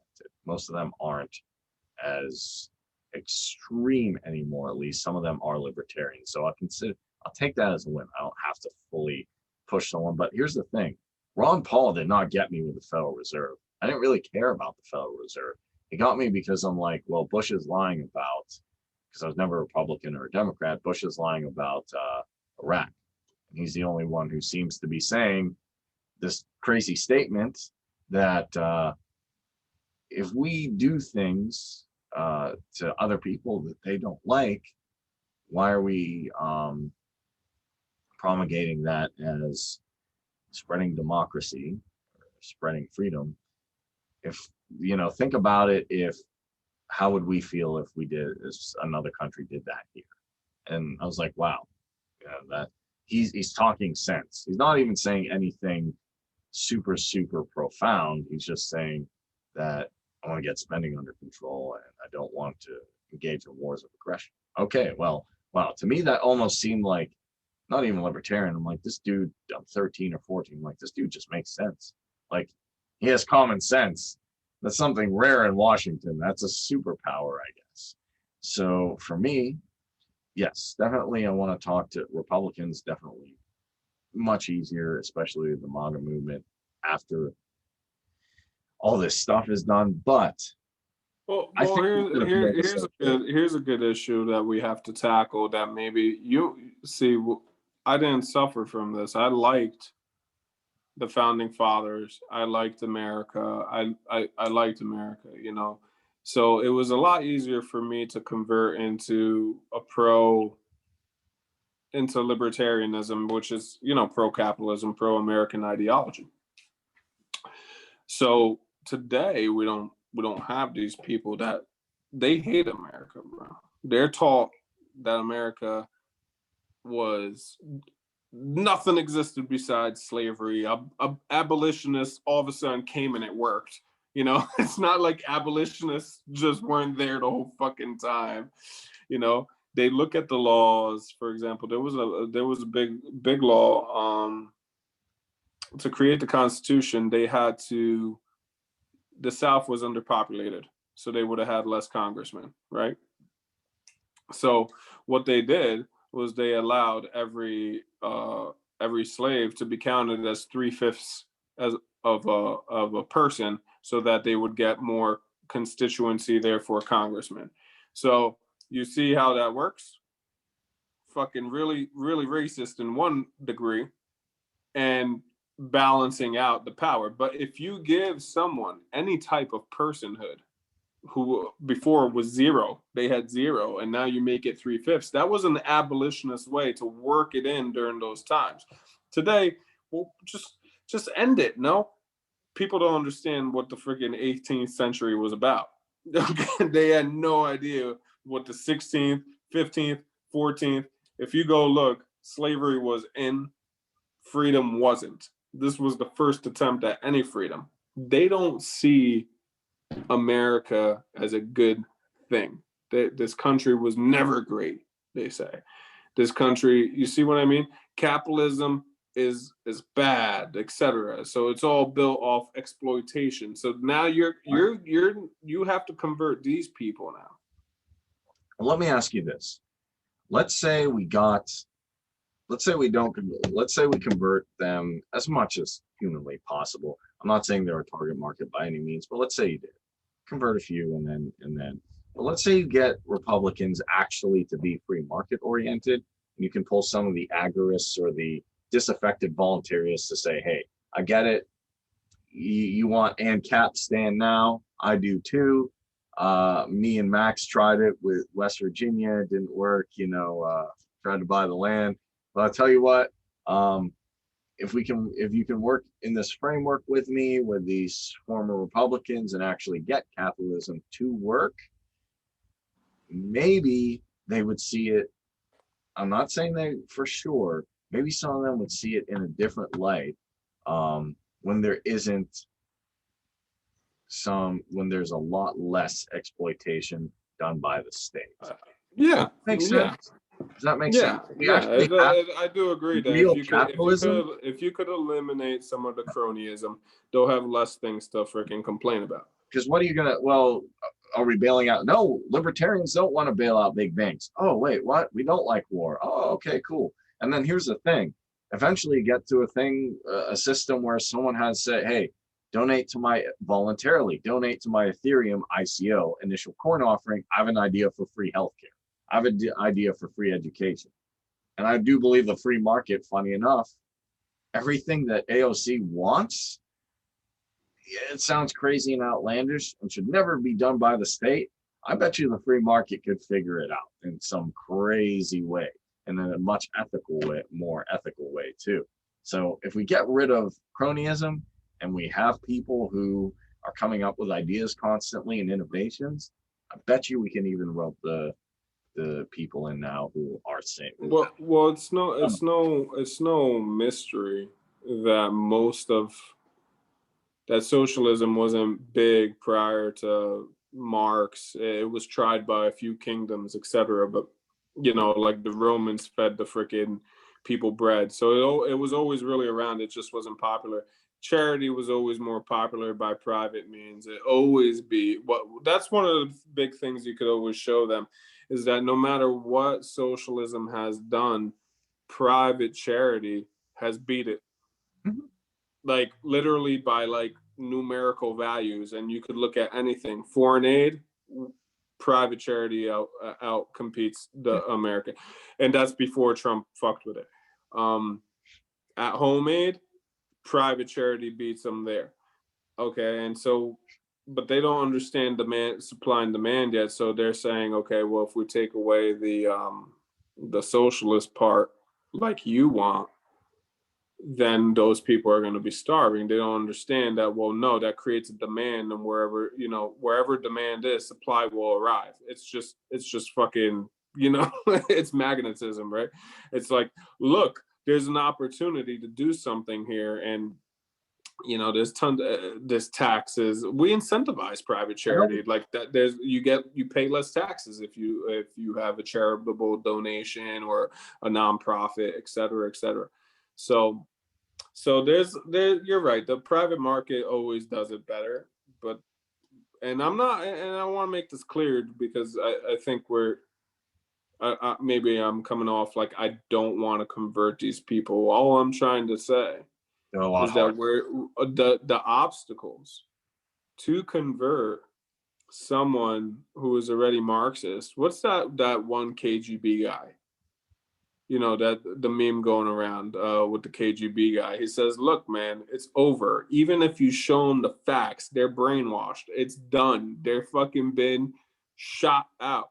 I don't believe that 100%, because I believe through emotion you could recircuit the brainwashing. Okay, right. So that's what our job is, but it is by far been Marxists have been way more successful than fascists, and not economically, but at brainwashing the next generation. Yeah. See, the Okay. fascists did it last generation. Now it's the Marxists' turn. Marxists do it, but at the end of the day, yeah, certain collectivist ideologies are going to prevail over other ones, um, and that's been human history for the largest part. And people call them different political theories, like first, second, third political theory. In my opinion, one side is a lot easier, because you can show them economics. You can have a conversation with them like this, and they'll come to the table, and you can affect some change. The other side, they use a lot of emotion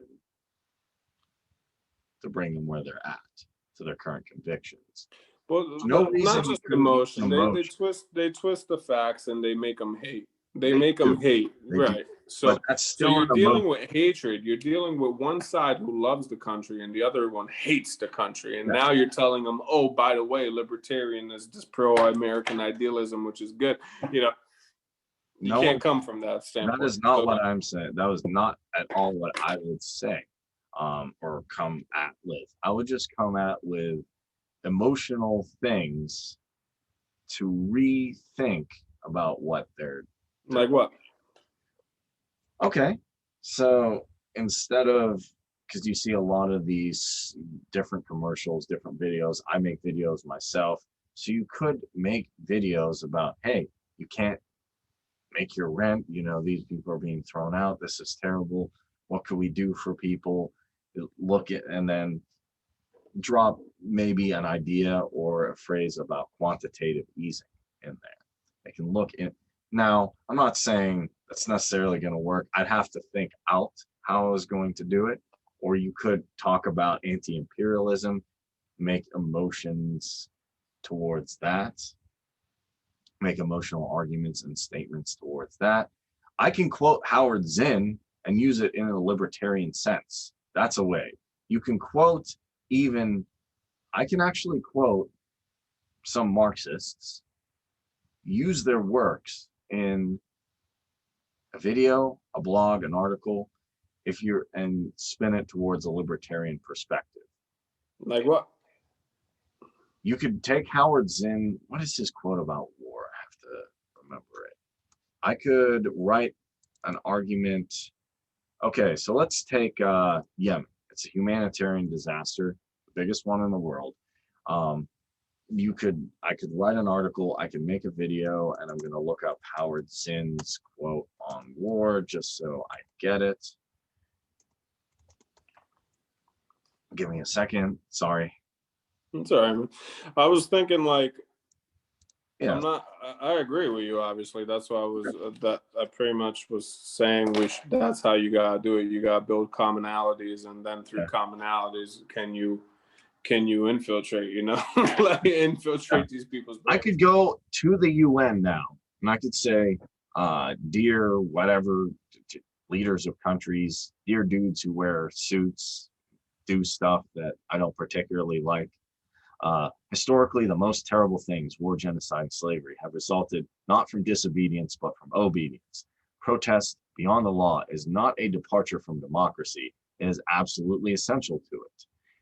And then I'd say Howard Zinn had a profound quote there, and I really like this thing. And I could quote Noam Chomsky, because I have some respect for Noam Chomsky. And then I could go into how do you make that Howard Zinn quote into and bring it into libertarianism?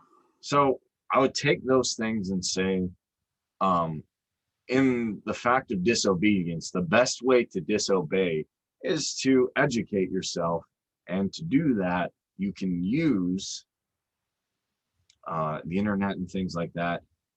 And then I would elaborate by saying, if you're using these tools, you can create your own tools by researching on the internet, and you can enter them into a market system and then create a better solution than the one thing, and then eliminate a lot of human suffering. Now, I'm talking in vague terms because I don't have specific things, and if it was an article or a video, I'd be thinking about it, writing it out. So this is a hard question on the fly. So I'm doing my best. Hopefully I'm doing okay. But I was thinking like, how do you relate like the anti-war to the libertarian cause? And I guess the one way you could do it is by just showing how, if you just show how Rand Paul was anti-war, because I mean, for example, even the Federal Reserve, Bernie Sanders attacked Ben Bernanke just as much as Ron Paul. Well, maybe not as much, but he was definitely right behind Ron Paul's heels at attacking him.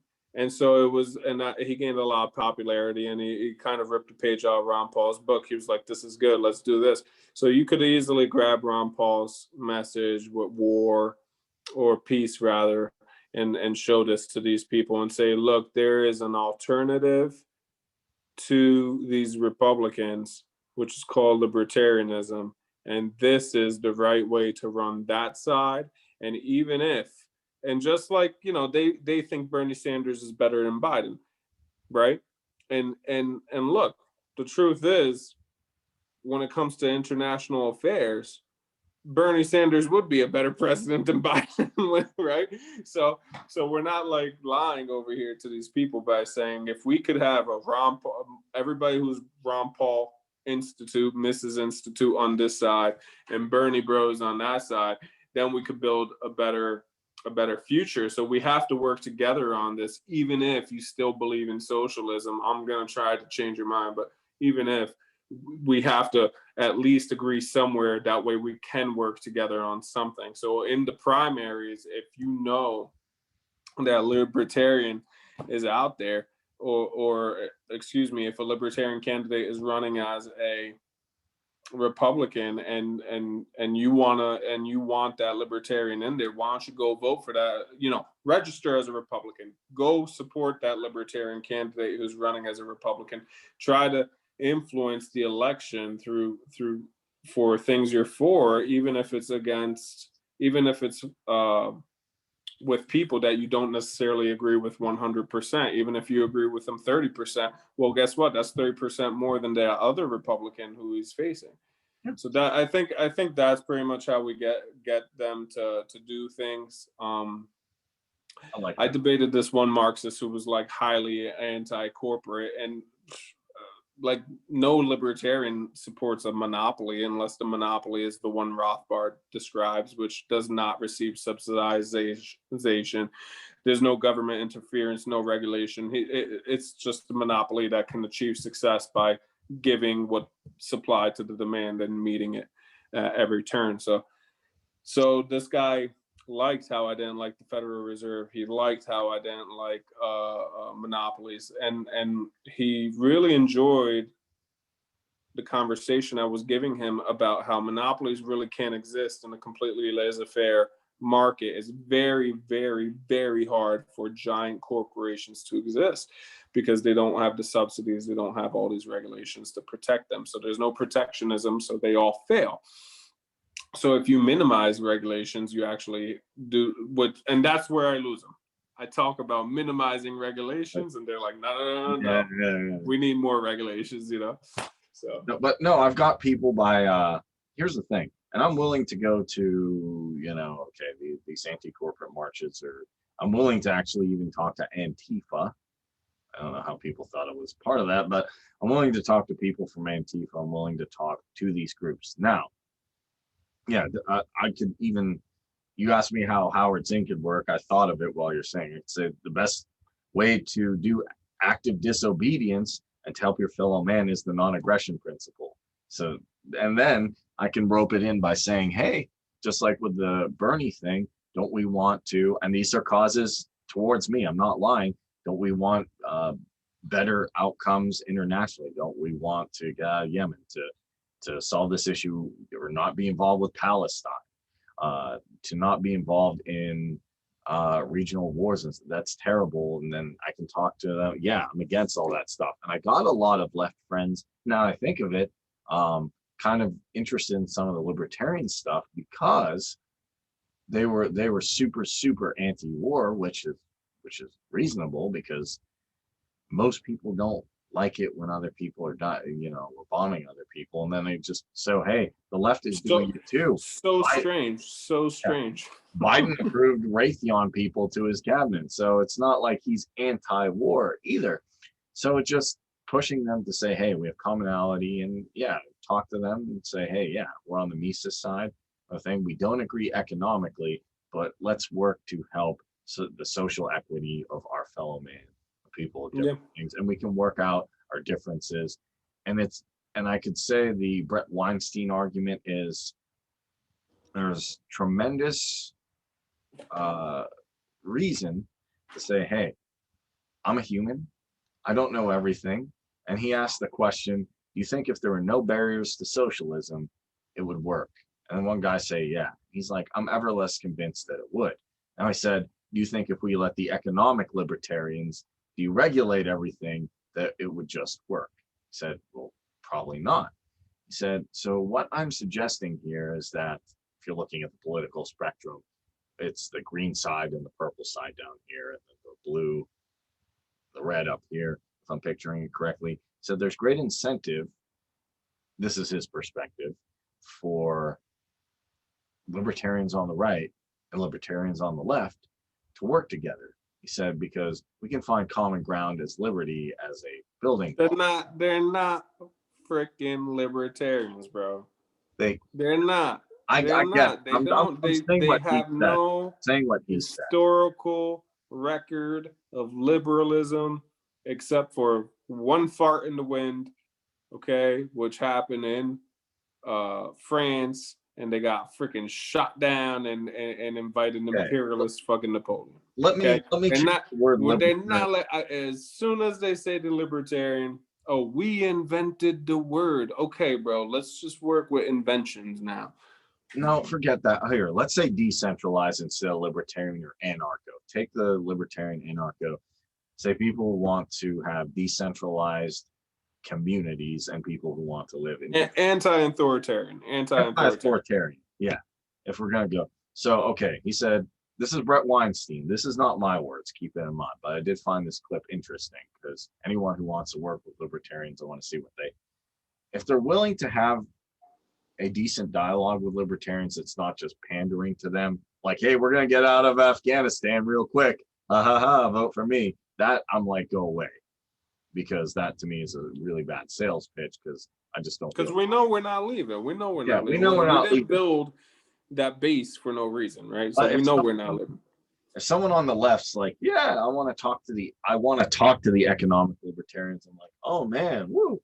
Okay, so Brett Weinstein said, yeah, if we just had all the barriers away and you wanted to implement socialism, would it work? And I said, yeah. I said, I don't think it would. He said, if we had all the barriers away, if we let the economic libertarians deregulate everything, do you think it would?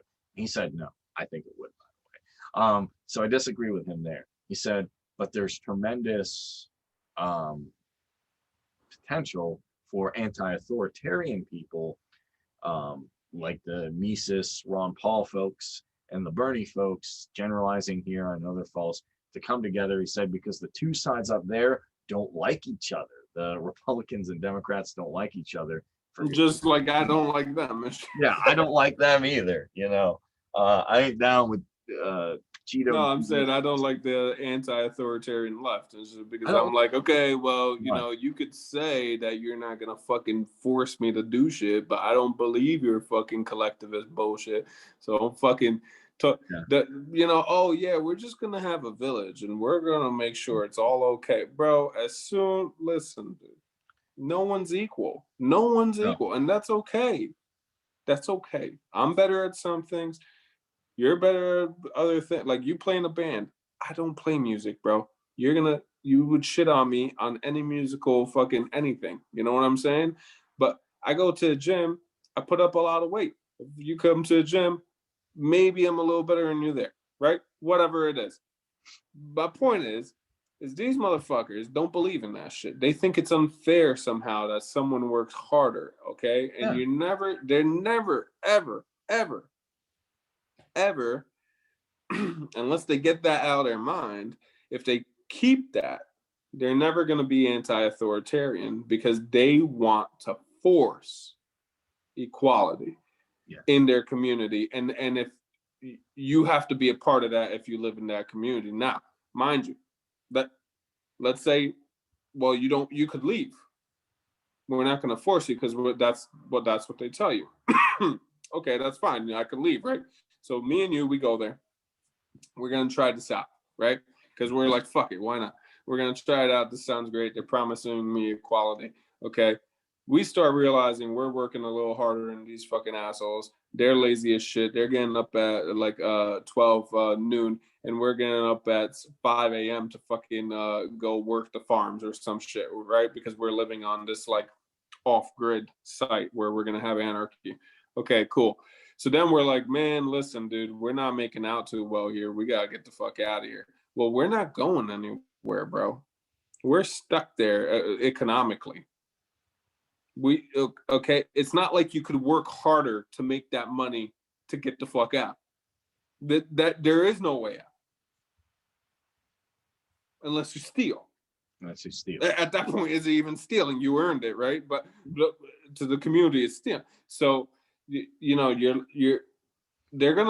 lock people in, dude, and there's a lot of evidence of, and this happens more so with Christian fundamentalists, or rather religious fundamentalists, than it does with socialism to this day, because all these socialists don't even want to go put into work to build this fucking community and shit, Yeah. So, but you see with the Christian situation, and I can comment, the Chaz Chop situation was a total disaster. Right. They don't have sound policies, a lot of them, and dude, they shot each other. They robbed each other. They raped one another. They fucking were doing like drugs everywhere. They destroyed every single business in the vicinity. Had no ability to conduct any type. Where's, you can't just start out even. The thing is that person who owned that business where Chaz took over put in the effort to start that business and the equity to start that business, right? Yes. Yeah, and definitely. And what I'm talking about is not necessarily, I guess you could have certain communities that are isolated. If you want to do that, that's fine if it's voluntary. But what I would say is one is a more likely scenario is not everybody, even if you kick it Rothbard society, not everybody is necessarily going to be 100% on that. And even Rothbardians have disagreements on certain things, immigration and abortion being a couple of them. I haven't found so there might be some people who, and this is the idea of panarchism, where you have different. I think what Brett Weinstein's talking about is Brett Weinstein's here and he wants a little bit more. So he has some ideas for some more social economic policies and stuff like that. And I'm over here as an economist or as a voluntarist, and I want to deregulate everything. We can have debate and we can advocate for more things like that. Yeah, the issue is that if they can get rid of the authoritarian, I have to force that stuff and debate and say, okay, well, this is how we'd like to organize it in a more collectivist fashion versus a less one. I'm okay with that in a panarchism structure, if that makes sense. If someone says, I want to unionize because I feel it'll be, workers say they want to unionize in a decentralized structure because we think it'd be better and we can get better whatever protections, which is fine. I'm not actually anti-union at all in that sense. And yeah, I think, I'm not technically against syndicalists or ANCOMs if they don't say, hey, I need to start using force. Does that make sense? I know that's a weird way of thinking about it. I hear you, but they and that's where they sell to us that no, we're not going to use force. We're not going to use force. So let's say by some means the federal government's gone. We enter into a state of anarchy, right? And all there is just ANCOMs and ANCAPs. Okay, that's all that exists, right? really I'm basically just grouping everybody from the left in the ANCOM and grouping everybody in the right on the ANCAP, right? If you have this, who do you think in that society will have more power? You would naturally want, well, we're biased. We're going to say us, right? And rightfully so, because economically we'll probably do better because we're not like innovation will do better. Protection, we may be doing better. There's a lot more military guys that will lean in, capital, etc. Okay, well, here's the thing. They don't like that, bro. They see the inequality. They don't like that. They will leave. They will leave not using force to using force because they will see the inequality and they will say, well, you're actually hurting me. We're the injured party, so we're just retaliating. That's what they're going to go against the non-aggression principle like that. And here's another thing. They're going to unionize what? Let's say they unionize the energy company. Let's say they get all the energy companies, and you see how they're built today. They're not decentralized energy companies. They're highly centralized, right? So if they unionize that, well, let me ask you, in a democracy, how's it work? We all get to vote, right? Well, who voted for the workers of that union? No one. So those are unelected officials. That's not democracy, bro. You see? So they and that becomes the faction rule. This goes back to Federalist Paper number 10, faction rule, mob rule, where mob rule takes over in every single democracy and it destroys, and it because faction rule now becomes the authoritarian way. Okay, in our system, ANCAP, there can't be faction rule could come about. It's true, but it ceases to be capitalism right away. Communism will exist, but it ceases to be capitalism right away. We all know something's wrong. We go, we kill, whatever. We get it done, right? Their system, when it happened, when they fucking overthrew the czars in Russia, they were trying this shit. They weren't trying what the Soviet Union was. They were trying to do complete ANCOM, like Marx said. But they realized they couldn't do it without force, because the sailors all of a sudden said, well, we're not for you, and they revolted, and they had to kill all of them, and they had to kill all these people, and they had to kill the farmers, because the farmers said, hey man, if you take all my fucking shit, and you don't pay me, I'm not going to have food to live, and our village is going to starve. And they're like, well, too bad, well, we're not going to give you the food. Boom, wipe them out. So they could only work on a scale this small. It has to be minor republics, no bigger than probably square miles, for this to freaking work for them. I agree And with even right, and even then, and this is the best argument they ever made to me. And even then, they're going to fail because of faction rule, unionizing. The certain companies are just more important than others, energy, etc. And so that's where it's all going to fall apart. I would say if it's small enough, it can succeed. If you have a small enough democracy, you can make it work in an effective way if people are well informed. Yeah, it's five or 10 people saying, hey, we do that within structures of a band, or we're working with a couple people on a project, we will put stuff to a vote. Democracy can work in very, very small things. Otherwise, yeah, it becomes mob rules. Section 10 is completely correct. So yeah, they have to be very small pockets. And if they ever did try, and I can't see them doing that yet, virtue if the federal government's gone, oh boy, you still have state and local, but let's say even they're gone, oh boy, they would get, let's just say this, we're suffering an invasion. Here's the thing. We're suffering an invasion from an outside force, and we're going to fail because we have no centralized means to operate. And that's it. There's no leadership. Half of us are going to get wiped out. There'll be some resistance over time. If we don't, again, centralize, we'll fail. So even if we get to that point one day, it's unrealistic according to what's going on in the world today of empirical rule. Empires destroy anarchy. Empires have destroyed all anarchy throughout history. That's how anarchy has died. I would like, in my opinion, I think in the 21st century, we can reverse that trend. Maybe that's another reason I'm here. Because yeah, I'd like to start with getting libertarians in state office, but it can even go further in saying that, hey, empires are becoming a thing of the past. They're too expensive, they put you in debt, and with the technology we have, can we centralize in different ways now without a central institution? I mean, if you're talking technocracy, but that's like the worst freaking possible solution. No, I'm not talking technocracy. I'm talking about the idea of collective action, not collectivism. And there's a difference. There is a difference. Collective action is voluntary, collectivism is mandatory.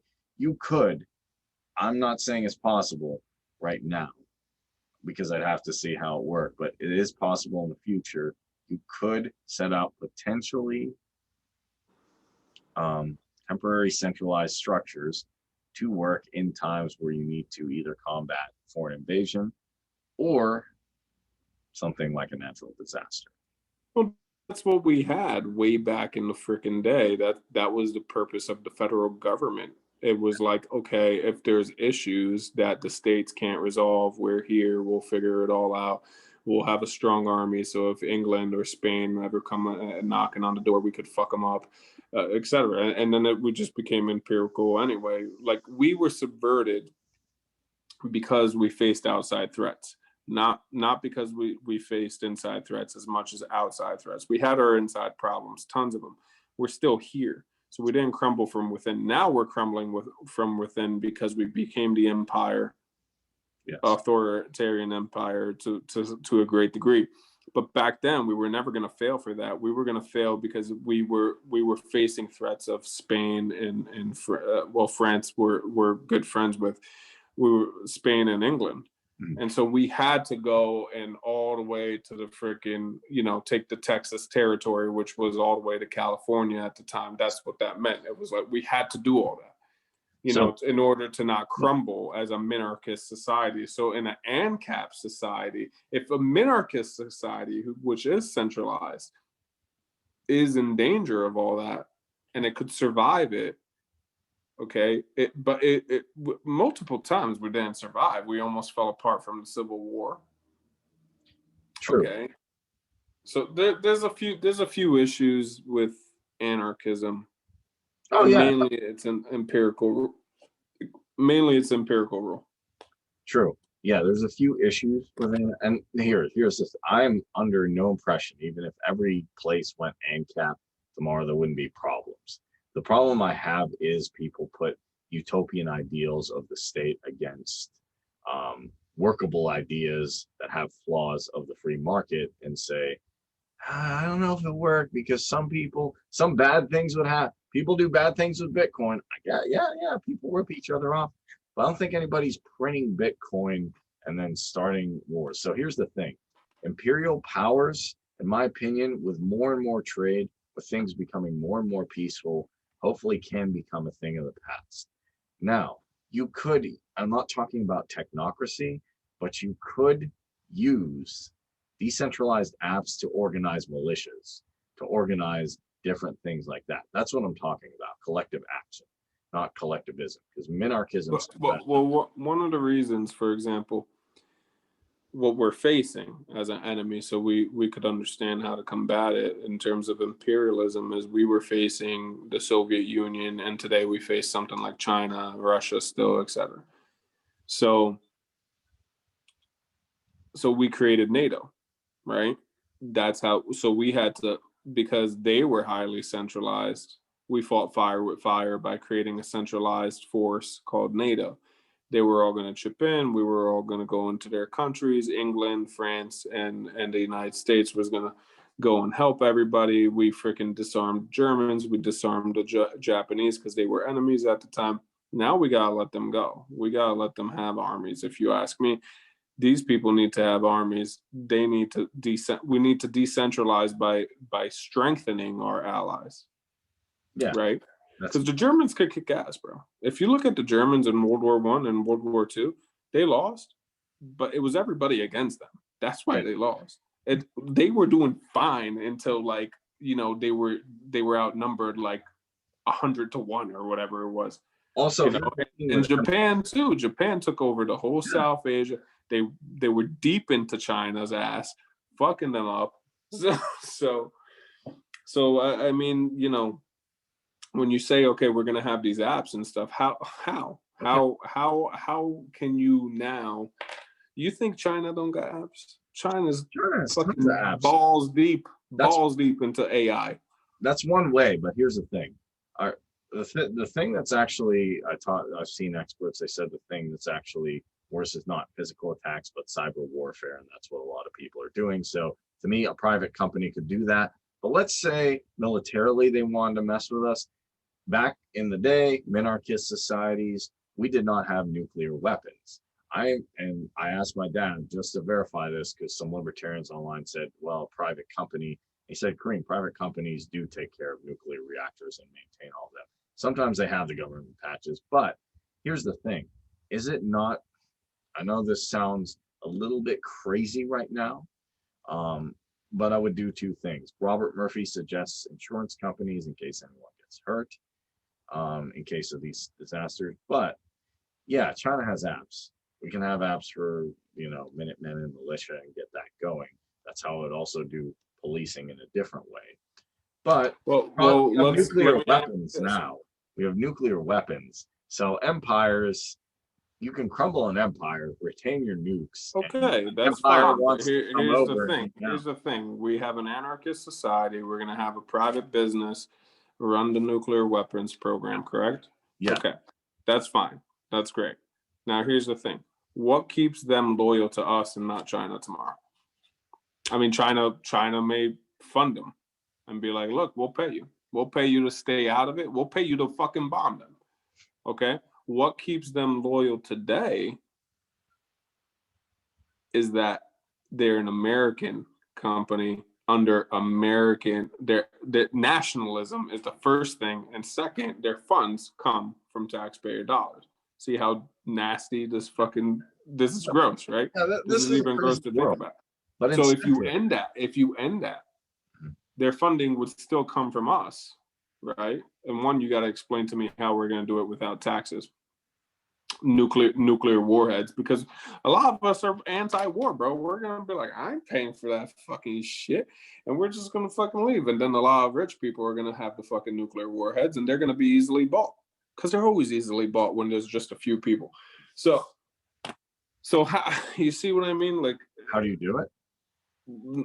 there is no way to defend against empire that I know of today. I'm gonna think on it more, but there's actually are other ways. There are other ways. I'll tell you off camera what they are. One guy suggested something that's also very brilliant that really can put something against empires. I'm not going to say what it is on camera, but we'll talk about it after. I'll talk about it after. It's something to do with Bitcoin. But yes, I would say yes. Private companies already handle nuclear weapons. It's almost like the roads. Who would fund the roads? Well, private companies are also building them. But see, the roads aren't a fucking nuclear weapon that could destroy us. Okay, like they wouldn't go that route. They may go to the people who build the roads that are now a private company and say, okay, stop building the roads so they have no way of travel and stuff, et cetera, et cetera. And maybe they let the roads get fucked up and look around what's happening now. It wouldn't change much, right? But or get better. I think it would be better. I think the roads would be better. I'm trying to understand the external threat, how to build an ANCAP society that could defend itself from external threats such as empires that are highly centralized and historically the anarchy killer. That's all. That's all I got, man. Yeah, I'm tired as hell, bro. You tired, bro? Yeah, we'll end it there. I will give you my answer off camera. I have a couple ways to do it. I did think about this because this one's the big sticking point. Even police and courts, people are on like, no, you could do that. That's not that. That's a hard problem. I think that's solvable. But again, you're not bringing up something external. You're bringing up something internal. Internal, we're flawless. We may be flawless. ANCAP, internally flawless. External threat, not so much. Okay, I'll give you my thought on that off camera. I'll use Bitcoin on that shit. Well, I'll tell you what it is because I'll give you the idea off camera. But yeah, I think we covered a lot of good things. The difference between Austrian thought, which is where ANCAP came from Murray Rothbard. We discussed Chicago, which is a little bit less. It's more minarchist based. Keynesianism. We went into how to even talk to socialists, what we can do on all three sides, convincing Republicans to actually go to the libertarian side or embrace more free market principles. We also discussed Keynesian economics and why it falters and why it's relatable to politicians. And I think we also discussed libertarians competing against Marxists in the long run institutions and how important it is for us to play that game better than them. Yeah. And we got to find out who that congresswoman is that said, fuck the taxation and stuff. Yeah. So, all right, guys. Thanks for watching. This is Liberty and Consciousness with Kareem and Max Henry. If you like this, be sure to subscribe, like the video, leave me a comment below, and hit the bell to know when we post more things. And we're setting up a schedule for this now. So stay free, stay tuned, and have a good night or day, wherever you're at.